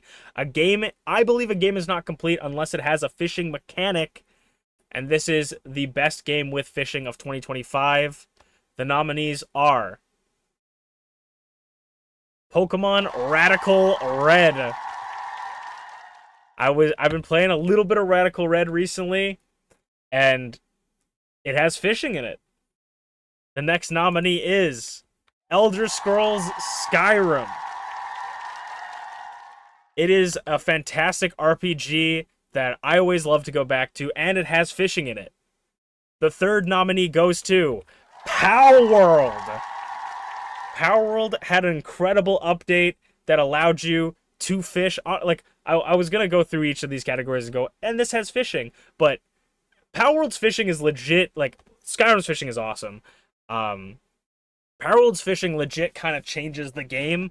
They had like a huge lack of anything sort of water related in the game, and adding the fishing mechanic really genuinely changed up Power World quite a bit. And the final nominee for games with fishing goes to Persona 5 Royal. Persona 5 Royal does in fact have fishing. I didn't know this, but we went to that fishing place with Ryuji that one time when we met our teacher, and she was fishing there. This game has fishing in it. This is one of the hardest fought awards ever. There are so many great games with fishing because every game with fishing is a great game. But the winner of best game with fishing goes to Power World. I had to give it to Power World. Their fishing actually changed their game. The introduction of fishing brought so much more of like a variety of things you can do, as well as just like a whole slew of new pals. It is such a good game. And the fishing was a much needed addition to the game, in my opinion. No game is finished without fishing. And Power World, best game with fishing of 2025. Congratulations. Now we're getting into some juicy, the meat and potatoes, best cast of 2025. We talked about protagonists, we talked about villains, we've talked about characters, but overall, what game had the best cast this year of all the characters throughout the entire runtime of the game? Which game had the best cast? The people housing the world and making up of it, who has the best one of 2025? Let's see our nominees. Our first nominee is Pokemon Legends ZA. We talked about it at best character. I feel like Legends ZA, I'll say maybe has the third best cast of a Pokemon game so far. I haven't completed the game, obviously, but maybe my third favorite cast. So definitely up there in a Pokemon games. I don't know if for me it doesn't beat out Scarlet and Violet, but I like all the characters in ZA, so had to put it on best cast. The second nominee goes to Pokemon Colosseum. The second Pokemon game. The cast of villains alone makes the cast of villains alone makes Pokemon Colosseum have a great cast, including obviously your character, some funny NPCs like her her grandparents, the mayor. All these characters I feel like make up a really funny and colorful story, which is why it made it onto this list. 2 Pokemon games making it up. As we move on to our third nominee, Soul Hackers 2. If I've said it once, I've said it 1,000 times. Soul Hackers 2's characters carry the game. I like the game. I like a lot of what the game has to offer, but when any moments I got frustrated and thought, I don't want to play this game anymore, I immediately remembered, hey man, these characters are so cool, and I want to see how these stories, like, anytime I felt down or like I didn't want to continue, they would hit me with some fun character moment for me. And so Soul Hackers 2 is nominated for that reason. And for our final nominee for best cast, Fire Emblem Awakening. Fire Emblem Awakening has one of the best casts of characters in a Fire Emblem game, I think. Like a wide variety of different personalities and characters, and the cast is just highlighted with their ranking up system where you can talk to each other and become confidants and such. The relationships between characters is always different every time you do a run. So Fire Emblem Awakenings on the list for that reason. All right, let's go here. And the winner of Best Cast of 2025 goes to Soul Hackers 2. Soul Hackers 2, I said it many times, it is carried by its cast. So I'd be a fool to put any other game above it in this category. Soul Hackers 2 wins Best Cast of 2025 for me. As we'll move on to one of the more surprising categories, we're moving on to the Happening Star category of 2025. This is for the game that stepped on the most amount of green spaces this year. So we will see who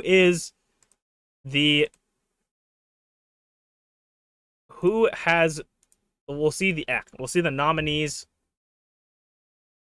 of the Happening Star.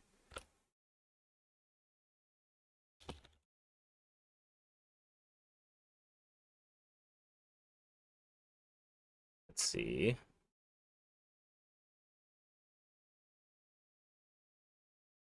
Wait, actually, I don't want that yet because I don't want, just in case things pop up.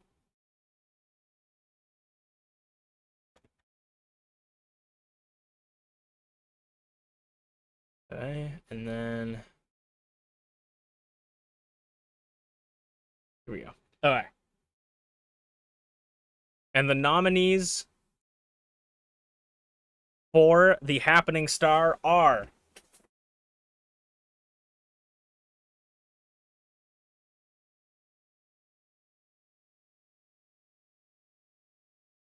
Pow World. Dude, it almost hit Baldur's Gate, which I literally just played for the first time yesterday. Pow World. The second nominee goes to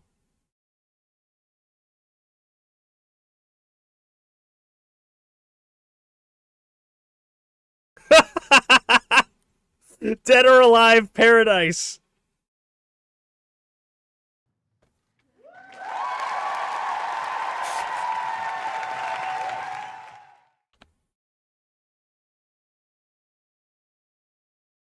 The third nominee goes to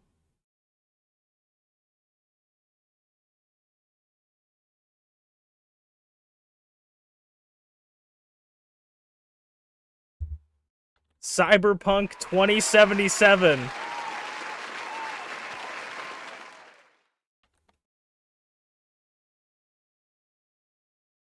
The fact that these are all been games that have already been nominated for awards is actually insane. And the fourth and final nominee for the Happening Star goes to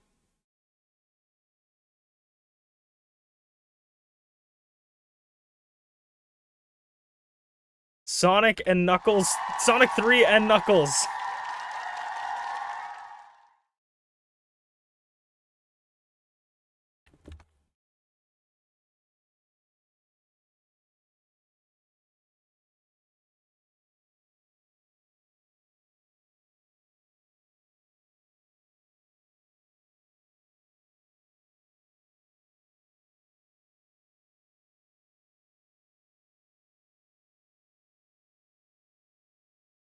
And the winner for the Happening Star goes to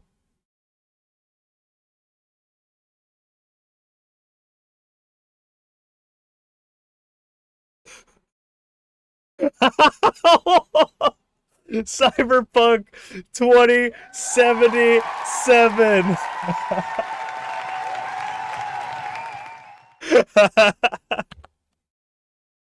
Cyberpunk 2077, congratulations on stepping on the most green squares.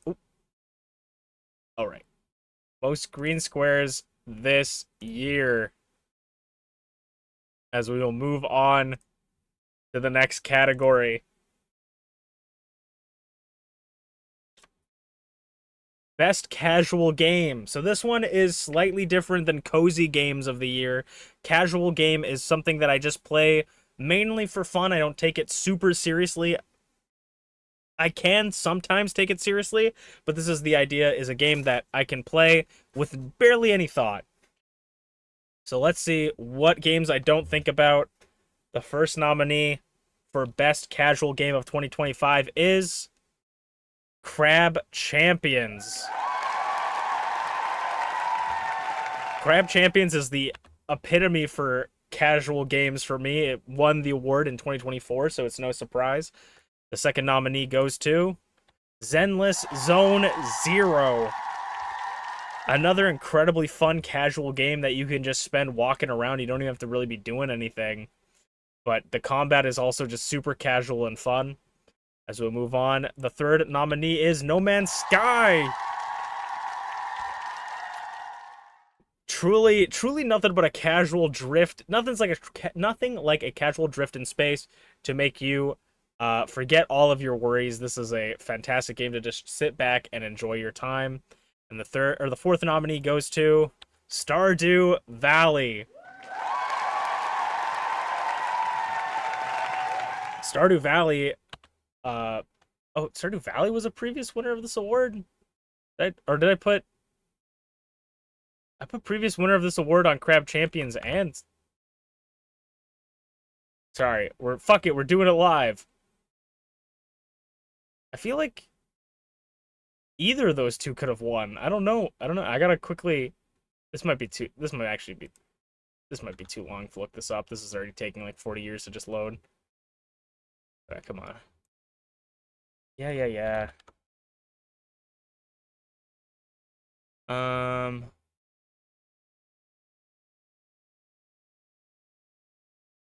Actually, what am I doing? Sorry, 1 second. I can do this quicker.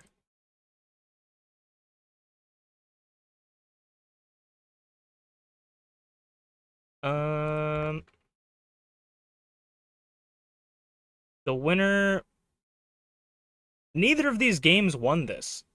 The best casual winner of 2024 was Minecraft.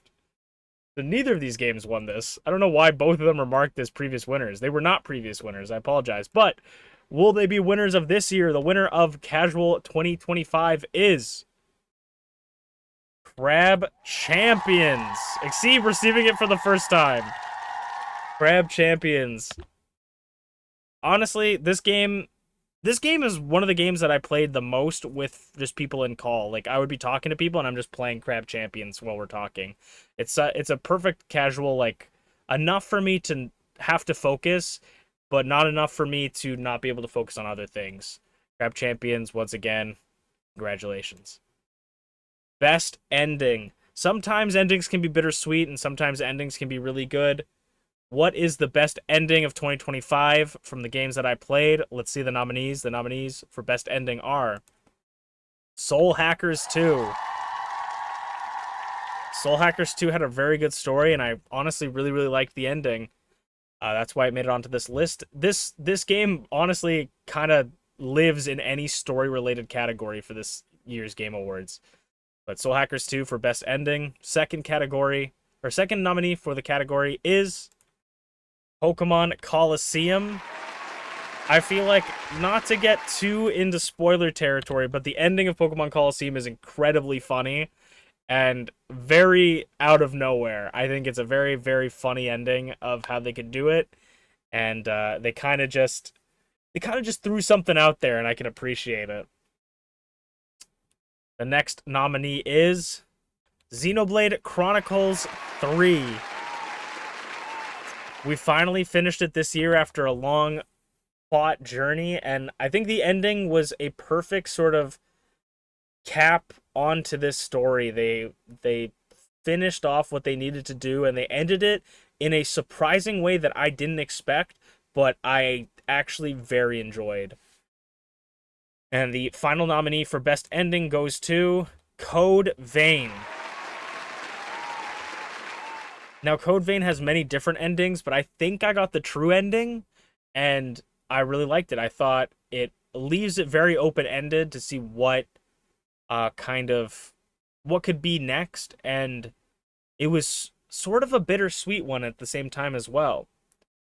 The winner of Best Ending of 2025 goes to Code Vein. We finished this game off very early into the year, but I really liked this ending that we got. I think that it just felt very satisfying, but was also bittersweet. It was a story of like, it was like an ending of unconditional love and giving up parts of yourself to help others without giving too much away. But like, it was just, to me, it was just such a very pretty ending, and a very hopeful ending as well. And I had to give it to best ending. Code Vein did a very good job with its ending, and a game like that, a Souls-like game like that with an ending, it's always gonna feel satisfying because you can sit back and you feel like, oh, I beat this game, like I finally did it, you know. It was a very good experience and a very good ending. Best fighting game of the year. This is a game that's main concept is to fight each other. I wouldn't really count beat 'em ups, but I might count beat 'em ups some years. We'll see. But this is games where you're fighting people, whether it's one-on-one or with a group. Let's see what fighting games I played this year and which ones I thought were the best four. The first nominee for best fighting game is Super Smash Bros. Melee. Absolutely one of the best fighting games ever, just ever. Super Smash Bros. Melee is so good. It is one of my favorite fighting games of all time. So it's hard to put it up against other games, but it also is a game that I haven't played a lot this year, and and like some games are better for other reasons, I will say. But that's our first nominee. Our second nominee goes to Dragon Ball Sparking Zero. I know some people have fallen off on this game, but I still think Sparking Zero is one of the best Dragon Ball fighting games we've ever received. Just from a pure casual standpoint, maybe competitive is a little bit of a different topic. This is the previous winner of this award in 2024. But Sparking Zero it was everything I needed it to be and more. So I was playing it again this year, and I really enjoy it. Our third nominee goes to WWE 2K25. Not necessarily a traditional fighting game, but certainly a fighting game in its own right. I've played this game more than probably any WWE game I've played, like actually played the game more than any WWE game I've played in like the last decade. So that says something about this game. Mainly it is just a grind, but I won't say it's been a terrible experience. I did also have to play all the story mode, which was a terrible experience. And our final nominee goes to Godzilla Domination. The one I played was specifically, I believe, for the Game Boy Advance, but this is an arena, 2D arena fighter with Godzilla characters, and it's a little jank, but it's super fun, honestly. Like, if not just for the fact that you can play as Godzilla characters and fight people, it's fun. So I had to put it on there as well. And the winner of Best Fighting Game goes to Dragon Ball Sparking Zero. It's hard not to. I didn't play a lot of fighting games this year. Last year I played, I feel like, more fighting games, and we might not even have this award next year, depending on what games come out. Actually, we might, because I completely forgot I picked up both the Injustice games. Actually, I have one of the Injustice games, but I picked up the first one. I have Mortal Kombat now.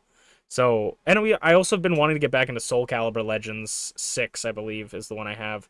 So actually, I don't know. Sorry, we will probably see more fighting games maybe next year. We'll have to see, but I didn't play too many fighting games this year, and Dragon Ball Sparking Zero, every single time I just enjoy playing it, so I have to give it to them. Now, this is one of the most fun categories for me. This is best character we made. So this is either a character we specifically made in a game, whether it's the protagonist of the game, whether it's a side character, whether it's the dog we customize in the game, or if it's a character we made funny, like we made inside jokes, like a character that is fun because we made it fun, not because of them. A good example would be Angel Guy from Shin Megami Tensei Nocturne was the side character, and I just thought it was funny that we named him Angel Guy. So this is the best character we made, and this is a heavy hitting category this year. It was very hard to pick 4 people to fit into this category, but this is best characters we've made 2025. The nominees are Tyranno Maximum 2K WWE 2K25, one of the many MPW characters I've made that I think have had a glow up, and Ty is one of the people I feel like has had one of the best glow ups. It's really hard to be like Ty's character design in this game, I feel like looks very similar to the one in 2K24, but I just feel like visually in game Ty looks so much better. So I had to put Ty in our first slot. Our second nominee goes to Rize from WWE 2K25. Rize, the longest reigning Idol Division champion in MPW history, came into 2K25 looking the best she has ever looked. So I had to give it to Rize. I mean, just look at her. She looks great. Even before, she was probably the first person I made in MPW that I went, wow, that might be one of the Game Award contenders. So I have to do it. But not all of them will be WWE 2K20 characters, as we will move on to the next category, or the next nominee. The next nominee is Masu Crasherton from Castle Crashers. My fully customed Castle Crashers character that I drew with my own 2 hands. He's got Pip as his weapon with a Minecraft shield. Masu Crasherton crashing his way into the best character we made nominations. As we move on to our last nomination, last nominee for this is Meat from No Man's Sky. It's Meat. Meat from No Man's Sky is the funniest little alien guy I've ever seen, and I had to add him to best character we made because he's really... we didn't make him technically, but he's funny and I love him, and he's just a little guy named Meat. So 4 incredible contenders that are all worthy of being number 1, but who's going to take this award home from them or with them? The winner of Best Character We Made of 2025 goes to Masu Crasherton from Castle Crashers. It's hard to pick anyone against him. I'm hugely biased. I love this Castle Crashers character that I made. I feel like I did a really good job on him, and it is a character that I legitimately made. I made basically everything about him. So I love him. I have to give Masu Crasherton his flowers. Castle Crashers winning Best Character We Made. Now we're moving on into Best Combat Mechanics. Whether it's turn-based, whether it's action, what is the best combat mechanics we played with this year? Let's see the nominees. The first nominee is Puzzle Fighter 2 Turbo. A game that I suck at so badly, but I love it so much. It's a fighting game, basically. It's not really a fighting game, but basically a fighting game, but you fight with the power of puzzles. I love Super Puzzle Fighter 2 Turbo. It is one of my favorite casual games that I can play. Wasn't on the casual games, but it's one of my favorite ones, and I love that the whole entire concept is you're fighting with the power of puzzles. Our next nominee goes to Zenless Zone Zero. I love the countering mechanics. I love the dodge mechanics. I love all of the varieties of different moves you can do, the different skills people have, and the different teams you can build. This game has a large variety of just constant options of changing up how you fight and making it different to you, and a lot of the characters aren't cut and like no character is one and the same. And that's what I love about Zenless Zone Zero. I don't know if I did this, but Zenless Zone Zero. I don't know if I did that. Our next nominee goes to Code Vein. My first Souls-like game that I thoroughly enjoyed the combat in and enjoyed and actually completed. This game overall was a fun experience, and I think that I wouldn't have enjoyed it as much without the combat being as good as it was. It wasn't always fluid, but it was a lot of fun. It was so fun that I tried to play most of the game without even a companion. So, I mean, that says a little bit about it. And our next nomination is Sword Art Online Hollow Realization. I kind of got into my Sword Art Online era again, sort of mid to late this year. I haven't played too much of this game, but the combat, I was just playing this. I want to do this on YouTube. I want to record myself playing this game, but I first wanted to test it out and see what it was like, and I just found myself coming back to this game to just run around and fight the level 1 area things. It does a very, very good job of combining a single player RPG combat system with an MMO style, like different abilities to select. I will warn you though, if you're looking to pick up a game like this, definitely get a controller if you don't have one already, because keyboard, it's really difficult. They've mapped a lot of keys together that just don't make sense, and you can't really unmap them without mapping other keys to other things. So this game was a lot of fun for this combat. Didn't get too far into it, but combat wise, a lot of fun. The winner of Best Combat of 2025 goes to Zenless Zone Zero. This game is basically all combat, so if I did not enjoy this game's combat, I don't think I would enjoy this game. And this Zenless might be my favorite gacha game I've played. Maybe Wuthering Waves beats it. I didn't play a lot of Wuwa this year, but Zenless Zone Zero I played quite a bit this year, so gotta give it to Zenless Zone Zero, having my favorite combat mechanics of 2025. Best Platformer of 2025. This one is a tight competition, mainly because I just don't like platformers, really. So this is sort of a if you're on this list, it's either I didn't have anything else to put on here, or this was a really good platformer. So let's see the nominees for Best Platformer. First nominee goes to One Piece Game Boy Advanced. The One Piece game for the Game Boy Advance is genuinely quite fun. The only thing is that the second boss of the game, Buggy or whatever, I don't know if he's the second or third boss, is impossible to beat. The second nominee goes to Madagascar for the PS2. Platformers are a perfect area for those random games that people made for popular movies in the early 2000s, and Madagascar 2 is one of the perfect examples of why this was hilarious. I played a little bit of this at a friend's house this year, and Marty's spin attack was the best. Actually, I don't know if it was Marvin, or it might have been Melvin. I don't know their names. The third nominee goes to Peak. If Peak's not a platformer, I don't know what is. Peak is all about going up and jumping around, and that's what platforms are all about. Peak, once again, showing up in the Game Awards nominee, but can they pick up their first ever award? We'll have to see with this event, but we'll have to see who they're up against. In the number 4th slot goes to Strange Brew Demo. The demo of Strange Brew that my friend allowed me to play and is not available on Steam. Number 4. Again, I say this game is awesome. I don't like platformers, but I think this game is incredibly fun.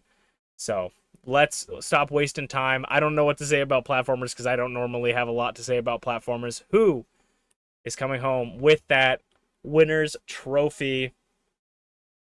The winner for Best Platformer of 2025 goes to Peak. Absolutely. There's no game I feel like on this list that could have beaten Peak. Peak was very, very good this year. And I don't play platformers. So Peak, it's literally going up against two platformers that are kind of just there because they're there. / One Piece is really good. Another very good platformer in Strange Brew, and then this one is it's just the best platformer I played all year. Absolutely. It's hard to say anything other than Peak was Peak. A very good one. And we move on to, from best platformer, we move on to best shooter. People love balls, people love guns. This is the gun category. Let's see the nominees for the game with the best guns. And I'm not talking about my biceps. The first nominee goes to Crab Champions. A previous nominee for this award, has a ton of guns, has a ton of crabs. It is a third-person shooter, roguelike, that is just super entertaining. A large variety of different guns you can use, with like some staves as well, if you want to count those as guns. But Crab Champions always delivering every time I play it. Next nominee goes to Marvel Rivals. One of the newest hot, up-and-coming hero shooters, really making its name in the genre already. What else haven't I said about Marvel Rivals? A variety of an insane cast of characters with a huge variety of abilities, and probably my favorite hero shooter of all time. Previous winner of this award won it in 2024, snuck in right at the end. Our next nominee goes to Cyberpunk 2077. I talked about not really playing the story this year. Basically, what I do in Cyberpunk, other than running around throwing grenades at people, is I like to just get a sniper rifle, sit on the top of roofs, and just snipe people for hours. Like, that is one of my favorite things to do. So, Cyberpunk is got such a fun... And it's just a fun game and a good shooter in general, but that's just what I like to do. It's one of my favorite games to just casually shoot on. And our final nominee for Best Shooter of the Year goes to Valorant.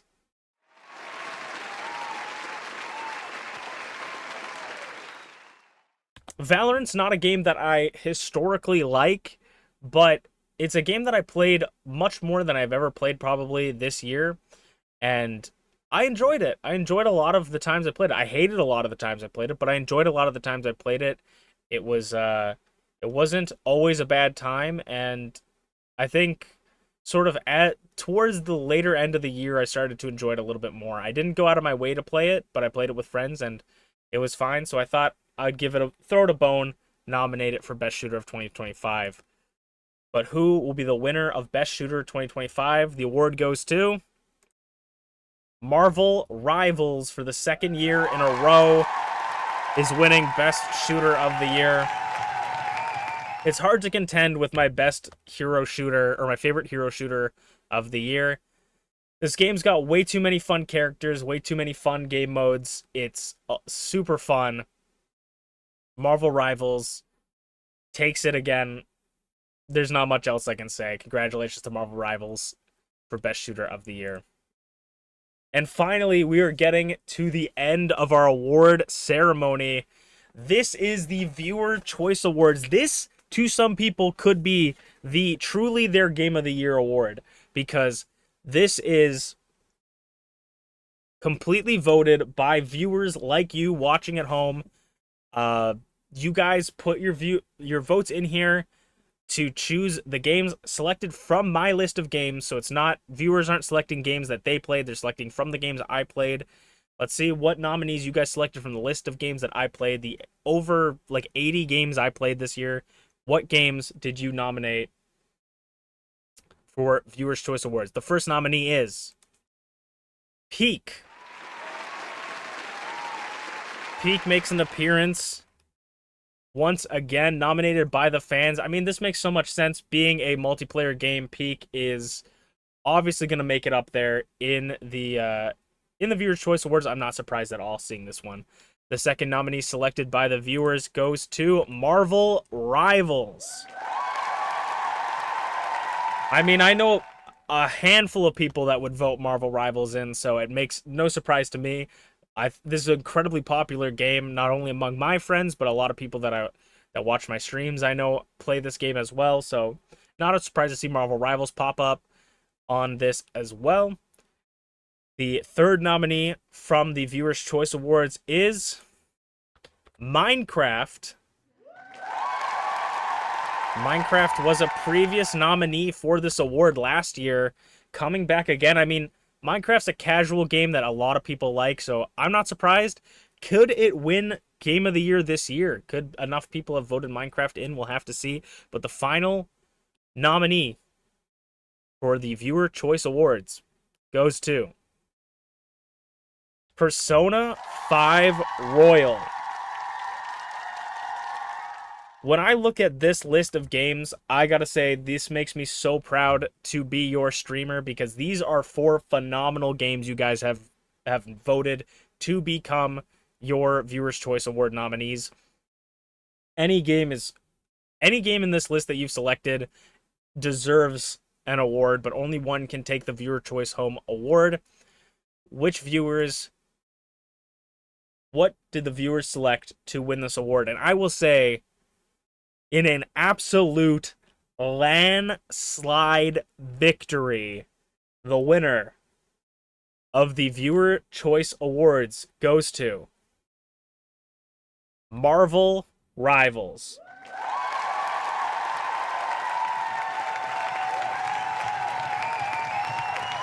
Marvel Rivals absolutely destroyed. So, if anybody, for context, to people that don't know how the voting system works, we do multiple rounds of voting, 2 rounds, and then each person can select 3 games. You can select the same game for multiple categories. First one gives you 2 points. The other 2 gives you 1 point.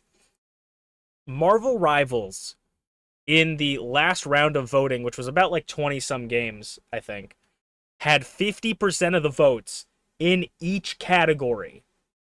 So someone voted for Marvel Rivals half the time in each category they selected for their first pick, their second pick, and their third pick. Marvel Rivals might be the most voted game for Viewers' Choice Awards. The viewers' voices have been heard, and Marvel Rivals absolutely landslide victory. But all those games selected this year are very deserving, and one of those games, or any of those games, could be someone's game of the year. So, you know, don't be sad if your game you selected didn't win, because all those games are phenomenal. And if you guys, I mean, this is not the best time to talk about this, but if you guys watch my Game Awards and go, damn, I wish that this character won, or I wish this game won, I implore you guys to make your own Game Awards, even if it's just a text document and you write it down. I'd love to hear what you guys think, or what you guys think out of the nominees that I had here, what you think should have won, or who you would have put in, you know, your Viewer's Choice Award. But that is our Viewer's Choice Award. As we move on to the last 2 awards of the year, the best game that came out this year. The best game that came this year. So this is the best game that came out this year. This is not technically the game of the year, but this is basically the game of the year for 2025. So out of all the games I played this year that came out in 2025, these are the ones that I would select. So these ones, even if they've already been nominated 4 times, even if they've already won 2 awards, they can win this award again. The nominees for best game that came out this year of 2025 are WWE 2K25,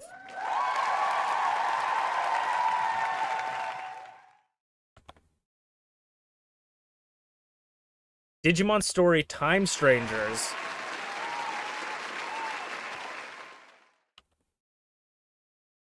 Peak,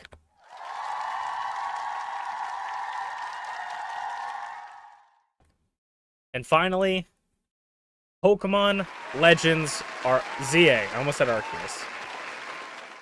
4 games that came out this year that are phenomenal. If I also get something wrong, I apologize. If one of these games actually didn't come out this year and came out like another year, I apologize. I tried to do my research to the best of my abilities, but Pokemon Legends ZA, Digimon Time Strangers, Peak, and WWE 2K25 are my nominees for best game that came out this year. The winner for best game that came out in 2025 is Digimon Stories Time Strangers. Digimon Story Time Strangers. A game that I've barely stepped my toes into, but I think is one of the best games, or it's not one of the best games. It is the best game I've played. Actually, I guess not the best game I played this year, but one of the best games I played this year. Digimon Story Time Strangers is, I call it Time Strangers, but it's Time Stranger. Um, is phenomenal. I think it's great, and I've already said this to death, but I'm really really excited to see where this goes. Seeing Digimon in sort of like such a good environment and situation right now with just the games, the anime, the card game, it's really awesome to see as a Digimon fan, and this game is like the cherry on top for everything that's been happening in the Digimon sphere. So, I had to give it best game that came out in 2025. All four of the nominees, all the other three nominees that weren't selected, very, very good games that are deserving this award. But Digimon, a lot of my personal bias, this is the whole point of the award show, my personal bias comes in a lot, and this is 100% my personal bias. Digimon's Story, Time Stranger takes it. And now, everybody, the big moment is here. Unchained Awesome Game Awards 2025, the game of the year. This is out of every game that I've played this year, whether it came out this year or not. This is the games that I think were the best that I played this year. The nominees for the best game of the year goes to, or the nominees for game of the years are Marvel Rivals,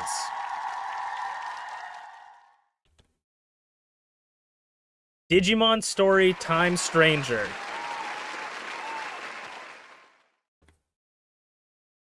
Persona 5 Royal,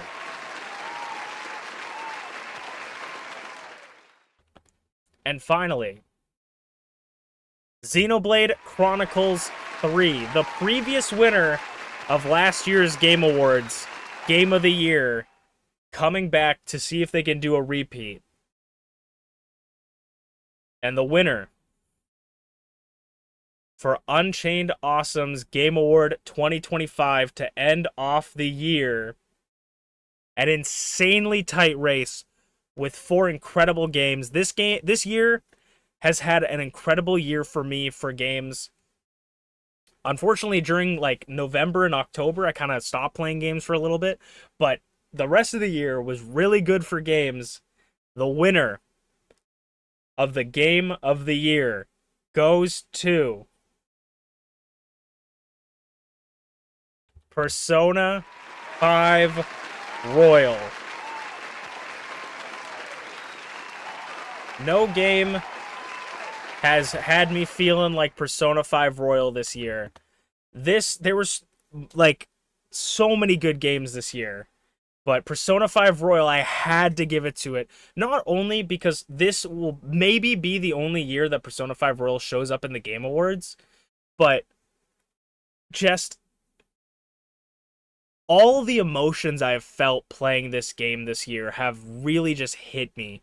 Like, it is one of the best RPGs, one of the best JRPGs that's ever come out, on top of just all of the memories I have, the nostalgia, the gameplay, the story, just everything added onto this game this year has really just made me feel like I couldn't put it anywhere less for me.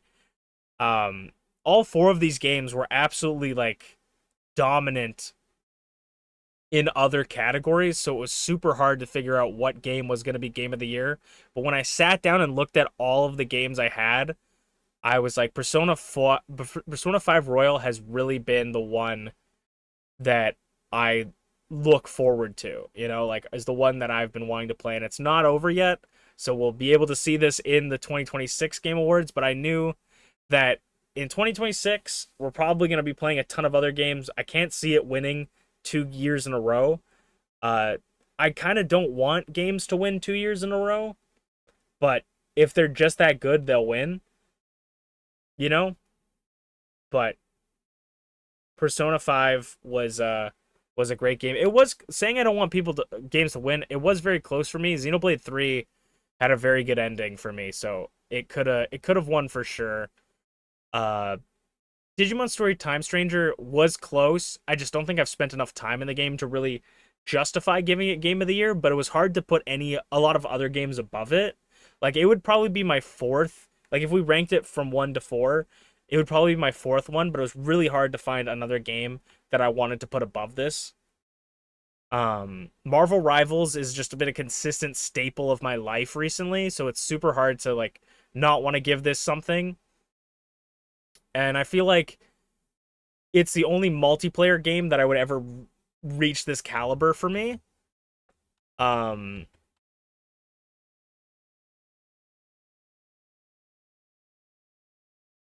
yeah. So all four of these games were just phenomenal games. And I feel like I've played so many fun games. I feel like we've had a lot of great moments. I hope you guys had a fantastic year. I hope you guys had a fantastic 2025. If you guys had any games that were especially awesome for you, I would love to hear about it. Thank you guys so much for watching, and I'll see you guys next year.